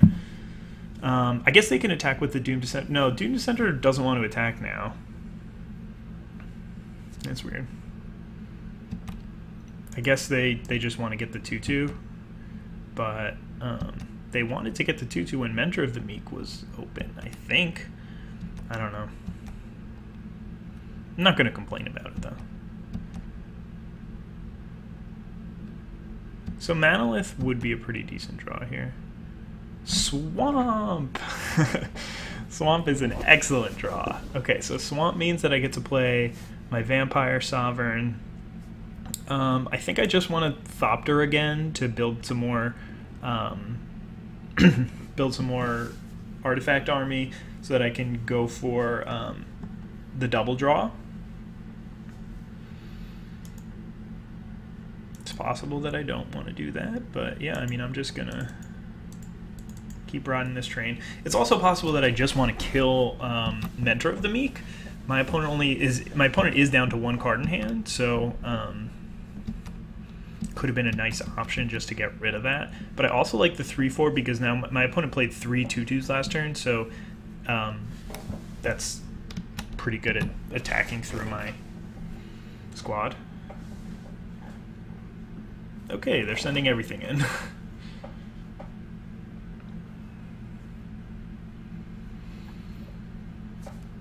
So they could have like an Inspired Charge.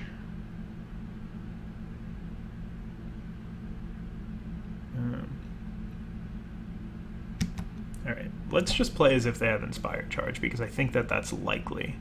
So this is going to block here. This is going to block here.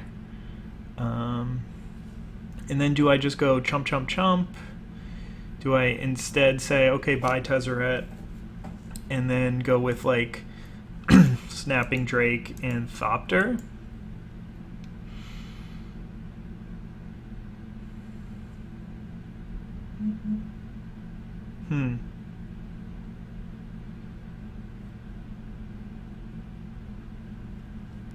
I mean, I can just chump all three of them and then have Tezzeret live, but at what cost? I would at least get rid of their Mentor of the Meek, but their Pegasus Courser, Pegasus Cursor would survive. All these three would survive, and then they would untap and have Pegasus Courser, Skymarch Bloodletter, Walking Corpse, and Zombie against my Tezzeret and Plague Mare. Let's see, what are my other options? I guess I would block like this, and then just chump, chump, chump. So like, let's say I do this and they have nothing. We trade here, I eat that. They still have 1, 2, 3 attackers, and I'm in great shape. And this way I think is also best against Inspired Charge, because these trade. Like, what if it's Make a Stand instead of Inspired Charge? There's just so many. I mean, it could be either of them. It's probably Inspired Charge, though, because Make a Stand isn't quite as good, and it's, I think, uncommon versus common.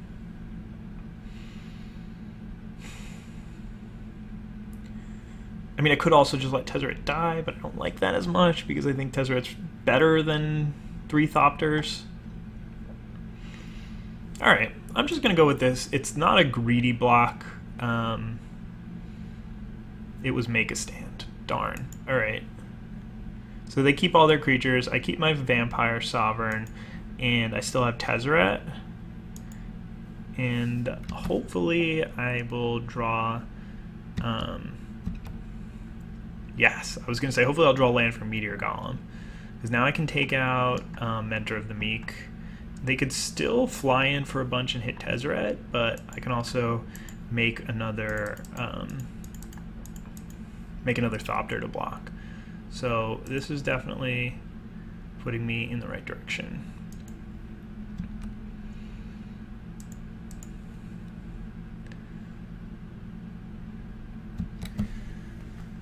Alright, I mean, this is a close game going both ways. I mean, my opponent really got a lot of card advantage out of this Mentor of the Meek. Make a Stand was huge there for them, but it's going well for me right now. Knightly Valor. Alright, that's not too bad. I can just chump that with the Thopters, and then I can murder it next turn. Or I can just double... Oh, I was going to say I could just double block, but now I just get to eat something. So I can just chump here, I can eat this and take 2, or I can just eat this and take 1. Leaves them with the Pegasus Cursor, which is probably fine, but I think this is better for my long-term health, even though Tezzeret takes a couple. Now I can play both Murder and Plague Mare, so I can finally get Plague Mare on the battlefield. Keep making these guys.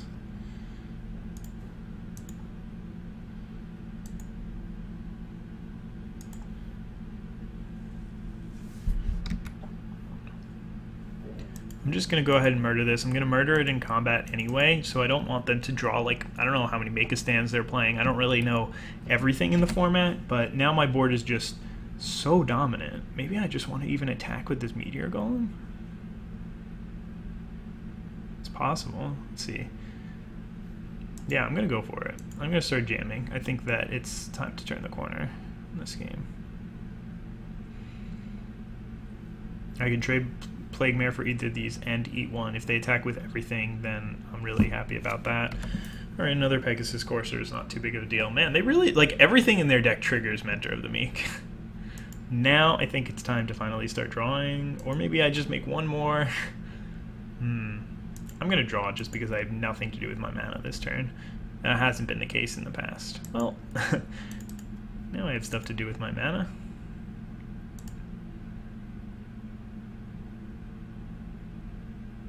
Okay.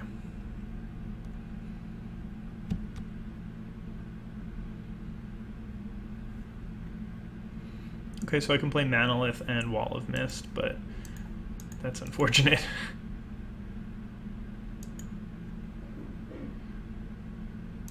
that I basically drew blanks. I drew 4 almost, well, I guess Wall of Mist is not a blank, but 3 almost complete blanks and 1 sort of blank.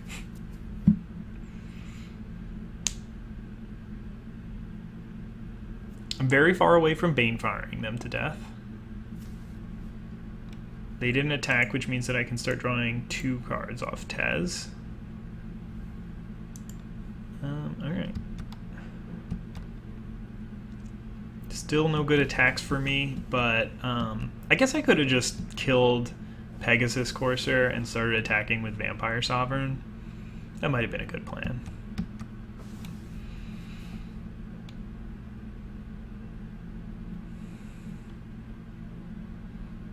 Okay.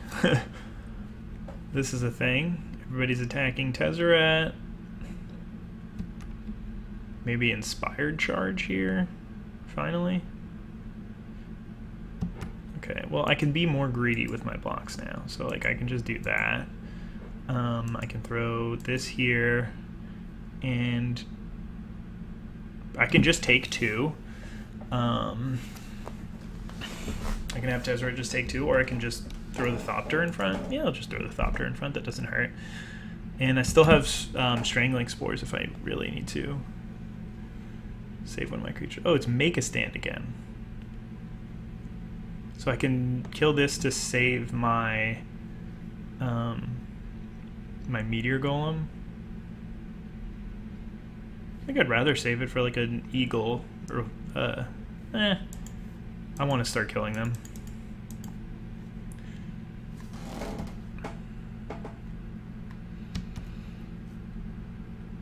This gets the job done.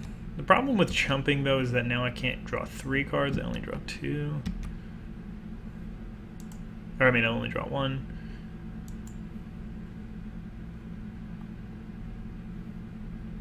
Lich's Caress.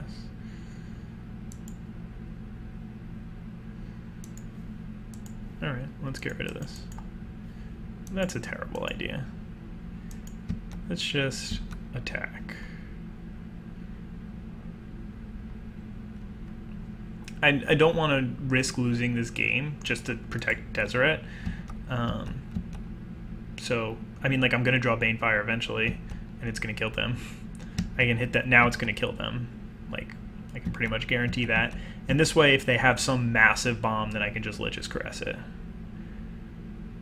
If they want to attack, then I get to eat something for free with the Sovereign. If they have a removal spell and they attack, Tezzeret still lives. So, let's see, Macabre Waltz is getting Doom Traveler and Mentor of the Meek back.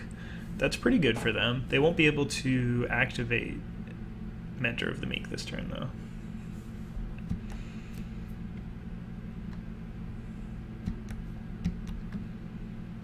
But, now I have Lich's Caress to kill Mentor of the Meek, so that'll... Or Electrify, I suppose. Okay, let's just draw a card first, see if we can just end the game. Nope. I could kill both of those things now. Still have 1 left over. They're really going to have to save their Make-A-Stands next game, huh? I'm just going to charge with the team here. I don't need Tezzeret anymore. I have everything I need on board to kill them. I can double block, that's fine. I'll leave them with the thing that can't block Plague Mare. Oh, I meant to play land. Oh well. Doesn't really matter. I have them in Banefire range.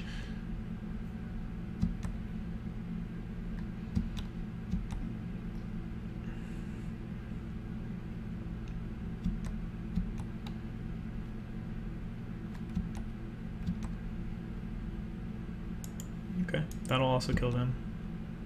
I meant to draw with Tezzeret. I wonder if... No, I think this is probably right. I was going to say, I wonder if I had just been plussing Tezzeret, if they would be dead by now. At least if I had last turn, that might have been a good idea.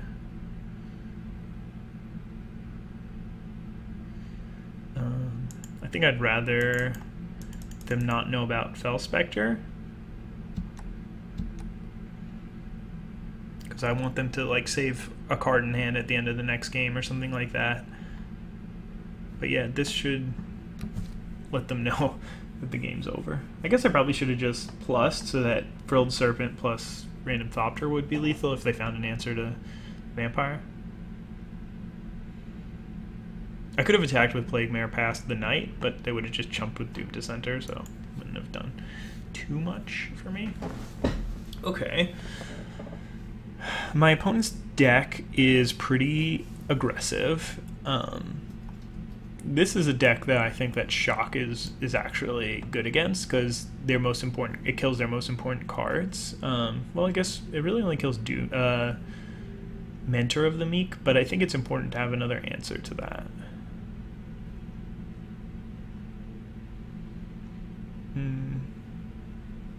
I mean, the green wouldn't be terrible just to have like a Reclamation Sage to kill like any Luminous Bonds that they have, or at least their Hieromancer's Cage that I saw, but I don't think that I absolutely need it.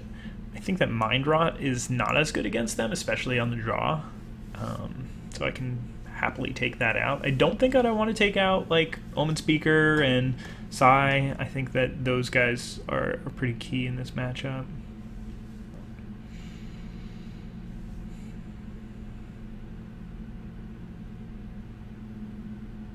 I think that Hungering Hydra is probably good, but it's not completely necessary.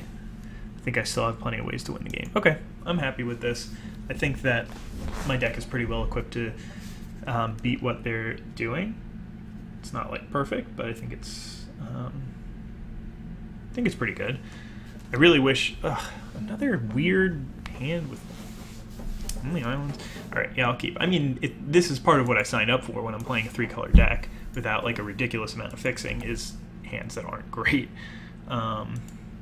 in terms of being able to play all my spells. But if I do draw a couple of lands here, this should work out really well for me. Marauder's Axe. Well, that's something that I kind of want to kill with Reclamation Sage. Really glad to see a land, really glad to see a swamp. Hopefully they don't have a creature to play next turn. That's a lot to ask for my opponent's deck. That's pretty much all creatures. Ooh, this card is really good. I was hearing a lot of set reviews talking about how it's going to miss a lot, but like when this 3-mana 2/3 Vigilance, which like you're already very happy to play, hits you Mentor of the Meek, that is really something that you need to watch out for, I guess. Okay, I think I'm just going to try and race them. I don't know if that'll work, but I think that's better than just being like super defensive and just getting crushed by underfoot by Mentor of the Meek. Psy also just like doesn't block this if they choose to equip it and play another 2-drop or something. Although I guess that line of play is a little bit better, because then that means that they don't get Mentor of the Meek out this turn. And I want, like, if I can avoid them getting Mentor of the Meek out for a turn, then that's really good, because I was going to say something that's irrelevant now, because I could just play the swamp and murder it. So, okay, here's what I'm thinking. I have two options. I can try and race them, which I was just saying I might want to do. And if that's my choice, then I can murder the Mentor of the Meek and attack. Otherwise, I can wait until they play something and then murder Mentor of the Meek. But I just want to do it now because I know that they're playing 2 Mega Stands. And the most important thing is to get this creature off the table. So I just want to do that.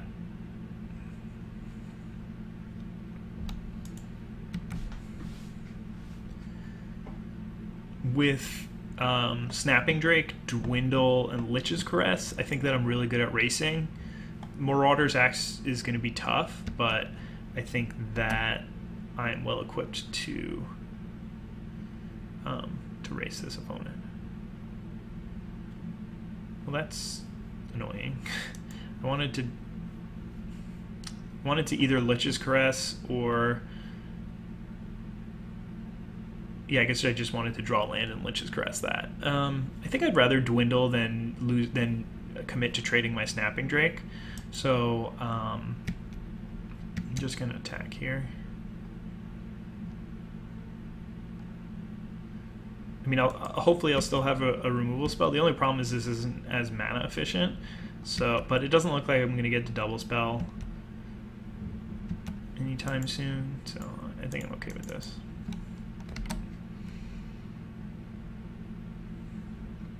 Problem is that I'm really just dwindling a 2-3, but my opponent doesn't have much better targets in their deck that I know of, so I think I'm, for the most part, okay with that move.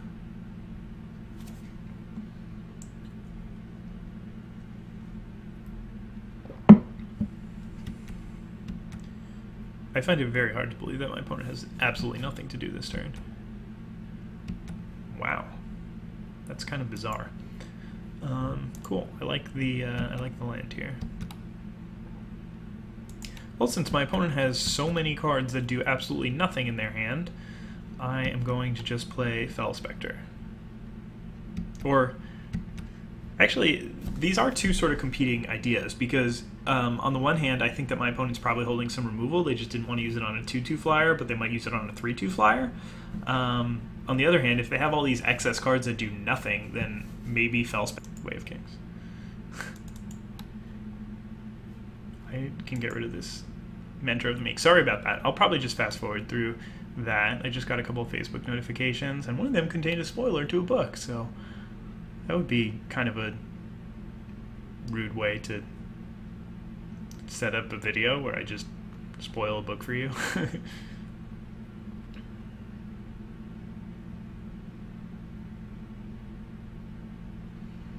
Okay, opponent apparently just has infinite lands.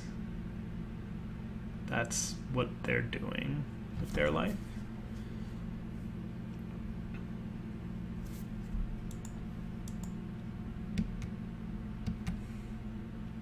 I mean, it was looking like it would be a really close game, but then my opponent only played two spells this entire game, basically. I mean, 3 technically, but this one drew a spell. So that's pretty unfortunate. Probably should do this correctly. There's no reason to give up any percentage points, even though it looks like I'm going to win this game. Yeah, I really don't know what's going on here. I mean, they might have like a bunch of Make-a stands, Luminous Bonds. I did think that they had some sort of removal spell. So, I mean, I could just Meteor Golem the Luminous Bonds and get in. I think that sounds good. I could also wait to Meteor Golem until after I have this out, but I think it's way more advantageous to charge in for another 3 damage this turn. I mean, maybe they have like a friggin' mass removal spell and they just have too much patience. I don't think that there's a sweeper that they can have here. Okay, Lich's Caress saves them a little bit of life. But I can just Strangling Spores this and kill them.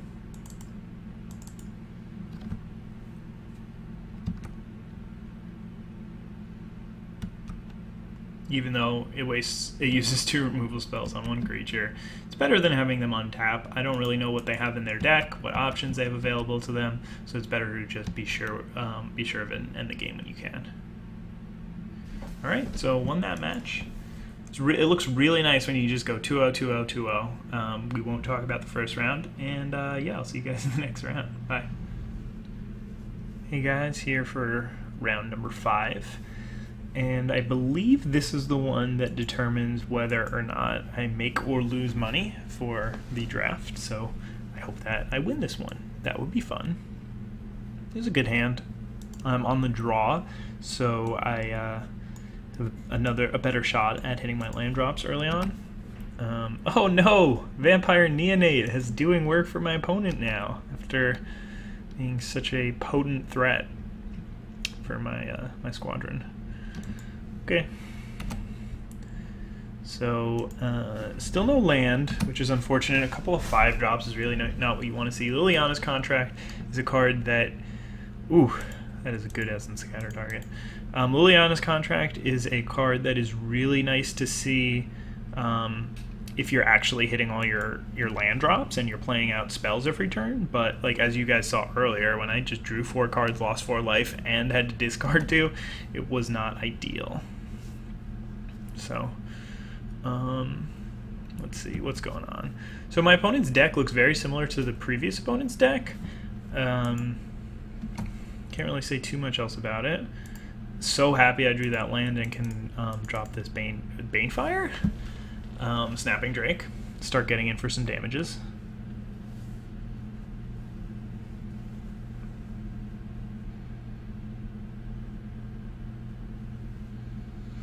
Okay, they're just going to kill it, get in for a damage. Hopefully I will draw land. No land, you say. Alright, well, not much I can do. The only spell I can cast is Dwindle, and that does absolutely nothing on this board, so I'm gonna skip that option.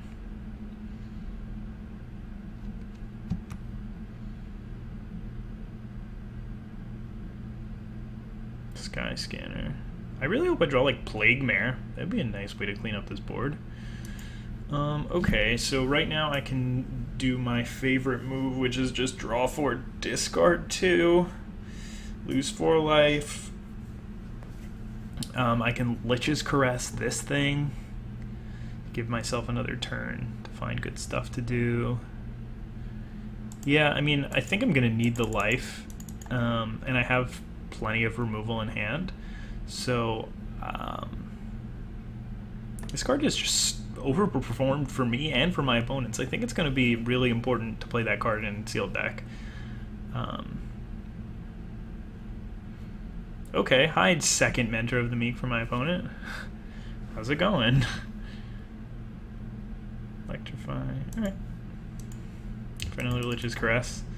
Look, man, the only reason why I went for the move was because I had another one in my back pocket. And now they Macabre Waltz me, and I cry. Literally cry. No, another Sky Scanner. That's honestly, like, pretty scary. Okay, I'm choosing white.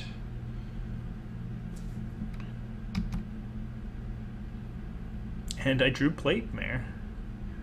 I think I just want to make sure I start hitting all my land drops, so I'm going to go with the contract here.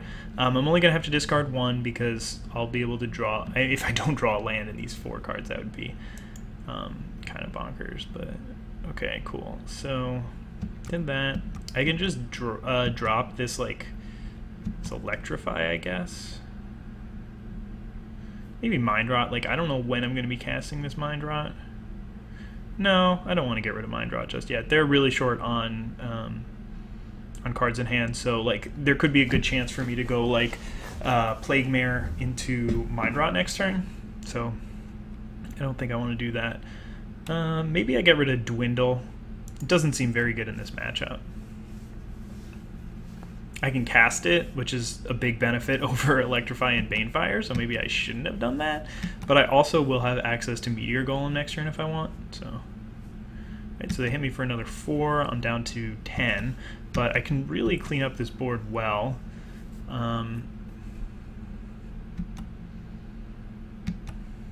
That's annoying. Okay, Highland Lake is good. I can't quite get rid of their entire hand. It's possible that I just want to go with Meteor Golem, but then I take another turn off of... Yeah, no, that's actually fine. Just being able to get rid of the biggest threat here, prevent 2 of the other damage that they could get in for, and set up for a better Mind Rot. Or like a Mind Rot plus Fell Spectre turn. I guess I could have done that this turn, but that wouldn't have been great. That is a lot of damage.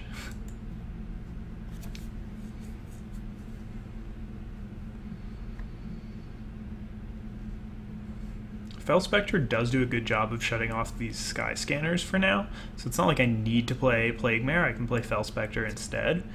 And then if I just go Fell Spectre plus Mind Rot this turn, then hopefully I can get rid of the rest of their hand and just hit them for 6. I mean, it doesn't usually happen like that, but I'd be okay with that.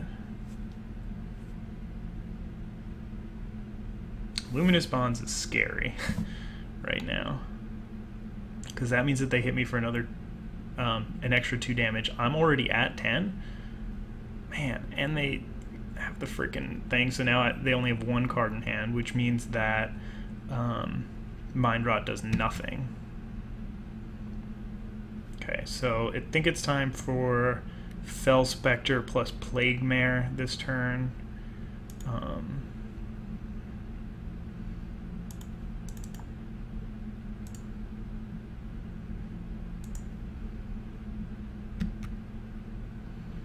It should stabilize me. Ooh, that is... They do really have a very scary deck. I was thinking about that before. Like, this kind of deck that my opponent's playing has so much reach in it. And, like, it can really just come out of nowhere and start killing me. They still get in for another 1 here, but then we should be pretty stable.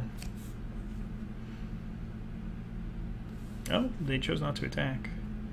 Go for a Mind Rot. Hopefully it's just like a land, but... Take Vengeance. That's a great card to grab. I meant a land instead of like a... instead of a removal spell that they could then cast and really get me. Okay. Herald of Faith is not a big deal here because I have my removal. I'll wait for them to pass combat, just because...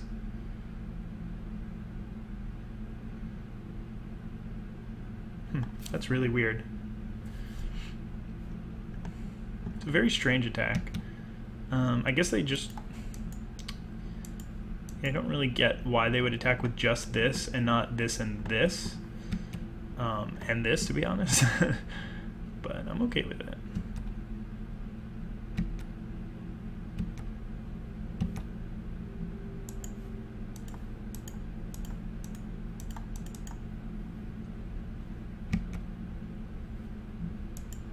Alright, so they can, now they still have me on a, I guess 6-turn clock, but I do have a Banefire. Banefire's unfortunately nowhere near big enough to kill them yet, but I have a lot of live draws right now. I think Tezzeret would be ridiculous. The 3/4 that gains me 3 life would be really excellent. Even the Neonate would be pretty solid here, I think. This guy's good. This guy's great, actually. My opponent could have a Mind Rot or something, so I think I'm gonna hold on to a land. I mean, they could also have a Fell Spectre or something like that, so like it's good to have 1 extra land in hand, I think, against a black deck. And if I draw Manalith, then I can sacrifice my Meteor Golem and draw a card. What are the chances? Wow. Okay.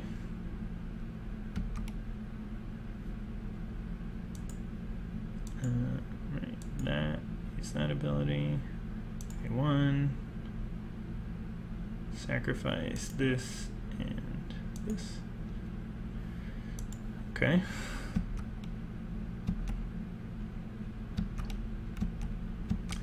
Yeah, I really just need to get in for some more damage before my opponent gets more reach, or like a bigger creature that I can't handle.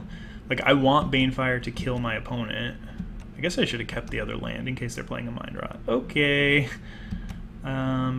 This looks like a pump spell, like a mass pump spell. Well, let's hope it's Make a Stand and not the other one.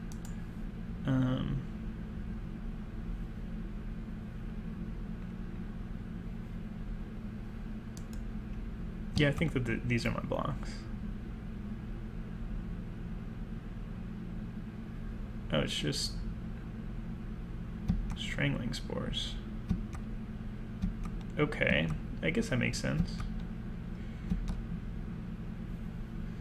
It's a good one.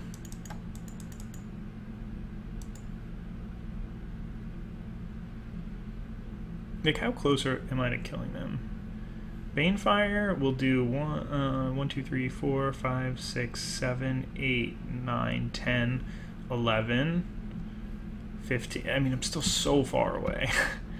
Really is annoying.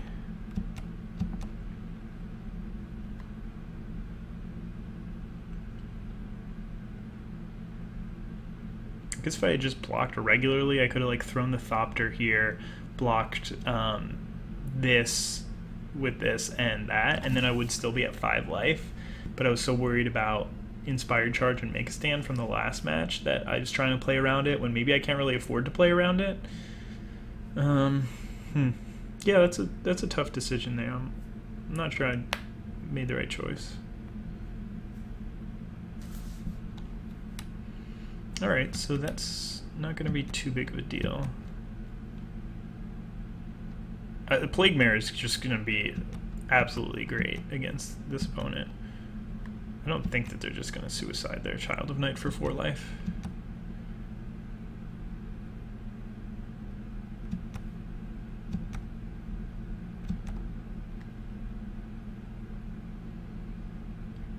Okay, I still don't think that I'm going to use this Banefire.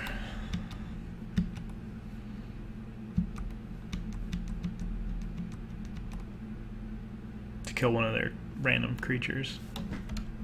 Okay.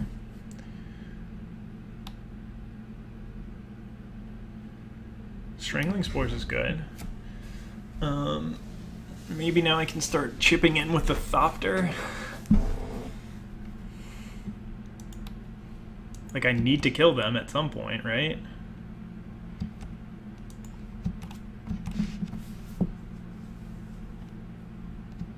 So, like, right now I can do 12 with Banefire plus 4 with Frilled Sea Serpent. So, like, the life to get to is,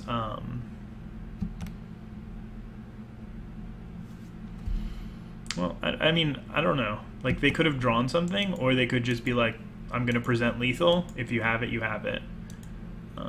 Way to do this is here, and just do this.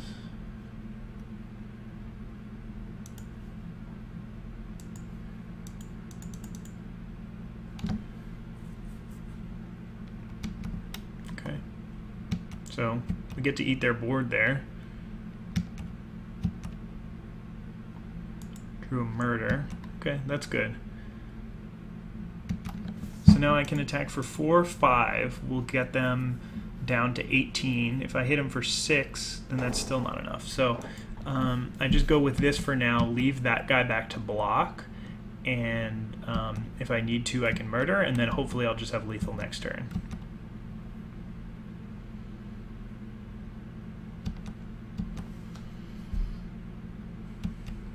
Because they're probably not going to block this turn either. Right, so if I hit for 4, 5, knock them down to 30. No, I actually have to attack with everything. 5, 6, down to 12, and then I can Banefire them to death.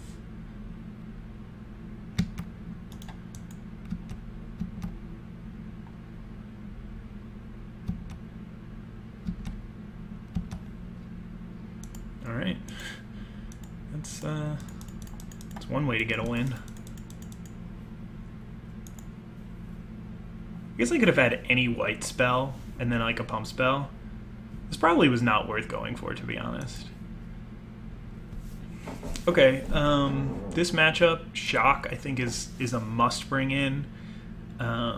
They had Luminous Bonds, so I like kind of want to switch into green, but let's see, how good are my blue cards in this matchup? I mean, Tezzeret's great, obviously. Dwindle is not good. The Flyers are okay, but I think that I want to switch to the green deck here, and then I also still want to bring in Shock. I need Reclamation Sage up in here. I don't think I want Naturalized though. Okay. Group creatures separately. I don't need this thing. Okay, I don't think I need that thing. I still want the Neonate though, but I do need to cut a couple of cards. Two-Headed Zombie can go.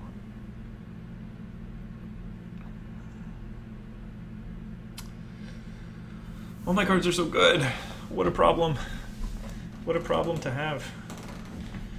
I don't think I want to cut another land though to get another red source in here, because like I guess I only have 3 red sources. I kind of want a 4th.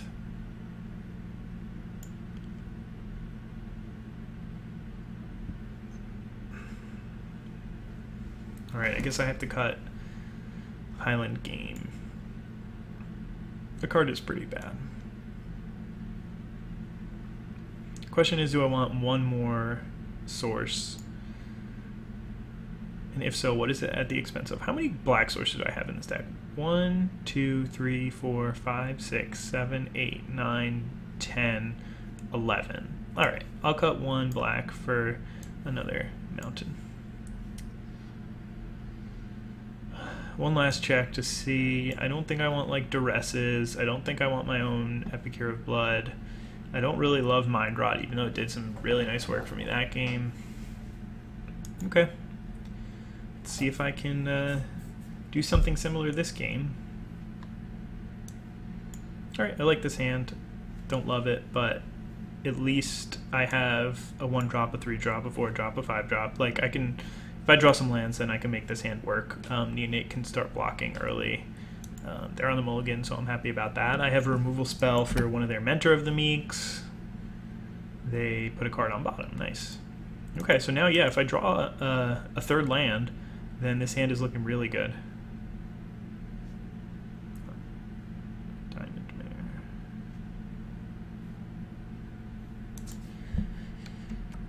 Making me nervous about that 3rd land, though.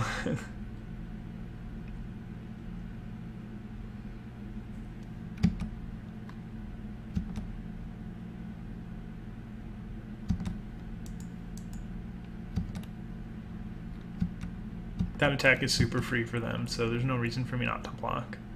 Like, sure, they might have something, but I don't think that I really care. Phew! Alright, Elvish Rejuvenator. Give me some more juice. Rejuvenate me. No! It's not possible! I can't believe that. Oh my god. Wow. I mean, sure, like, we all knew that we were going to miss with Elvish Rejuvenator at one point in the format if we were going to play 4 of them. But my first event in the format, that's how it has to happen? That's how this is going to go down? That's obnoxious. We angry. You know what, Elvish Rejuvenator? We in a fight. That's all I have to say on this topic. Next. Anyway, my hand's still pretty good. If I get to 5 mana at some point, then it's going to be really good. I need to get rid of this Epicure of Blood. That's going to really add up quickly. Fell Spectre is nice. They still get to keep 1 card, but they probably have some good stuff. Yeah, I mean, I'm very happy with Luminous Bonds going away. They were going to be able to just drop it on my Basilisk and get in there. Angel of the Dawn. Oh, that card's so good. But it's actually not ridiculous here, I don't think. Because, like, this is still going to trade. This is still going to get chumped. This is still going to get chumped, so they get in for 1 damage. Or not chumped, but just blocked and bounced. They didn't even bother. Okay, that works for me. So, I've got some options here. I think that Vigilant Baloth is going to just basically be what we call the Abyss, I guess, in the industry.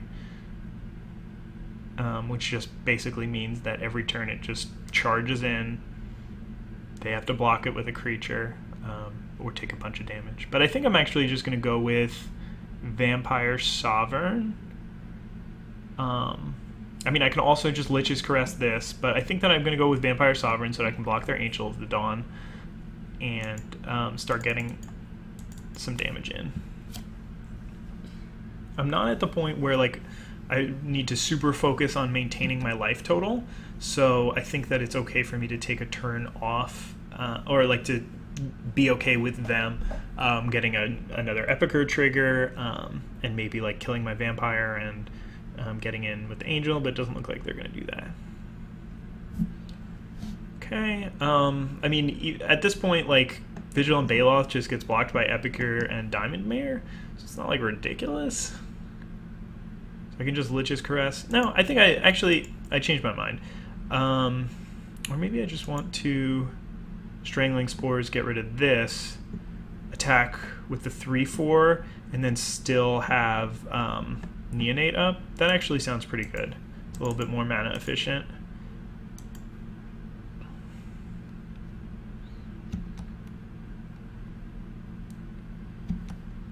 I could also attack with Fell Spectre. Yeah, that's a good idea.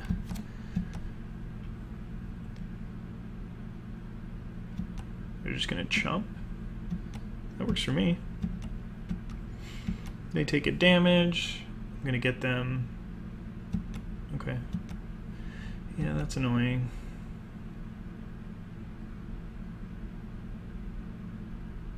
They don't really have any good attacks. Like, this trades with this. This trades with this. This can't really attack because it just gets eaten by this. Alright, so they want to make the trade. That's fine with me. They get an extra life gain trigger off of it, so that works.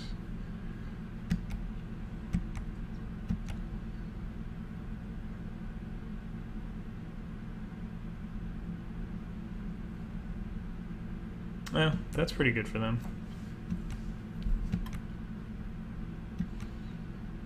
Yeah, this Epicure really is just getting chunks of damage in there. Trusty Pack Beast. Okay, finally get to use my ability that I've been thinking about non-stop since the last turn. I still don't know if I really want to kill this Epicure. Like, it'll probably drain me for another 2, but like, I'm at 19. I don't think I really need to worry about it just yet. So I think I want to just continue my onslaught.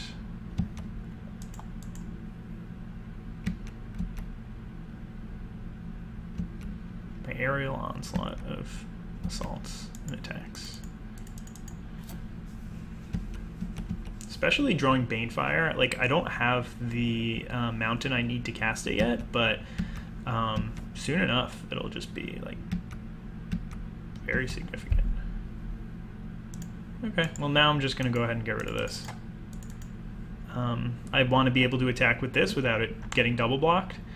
So, and my opponent only has 4 power on board, so they can't actually tussle with it, I guess. So, would be the way to call it. So this is sort of that mode where I was talking about before, where they're just behind on board and they can't afford to take 5 extra damage. So yeah, this is going really well for me.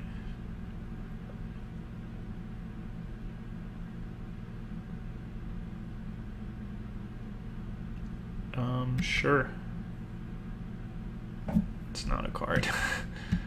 I mean, I get why they did that. They don't just want to die on the backswing.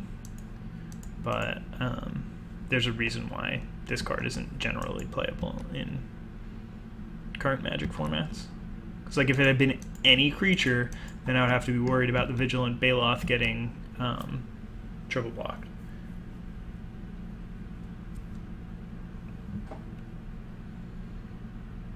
And like, I could attack with the, oh, what? Is that really what you think your worst creature is? Okay.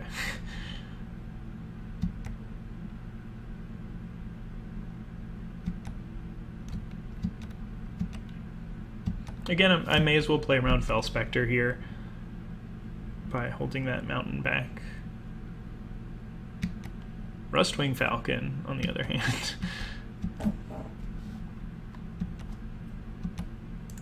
It's also not need to be played around. I mean, I get what my opponent's doing. Like, they're playing this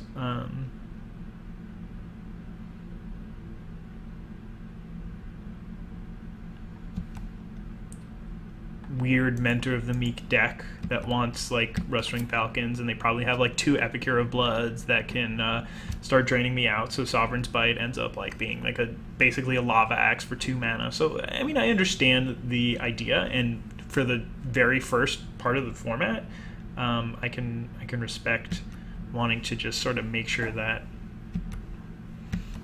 everything, like you're trying things out. I think it's definitely important. Now I may as well play around Mind Rot, I guess. But at the same point, I don't think that what they're doing is particularly effective. No, I can finally play out one of my lands. Alright, so like the Basilisk still just trades off for the Pack Beast, which isn't great. They're gonna have to chump with the Neonate or the Pack Beast this turn.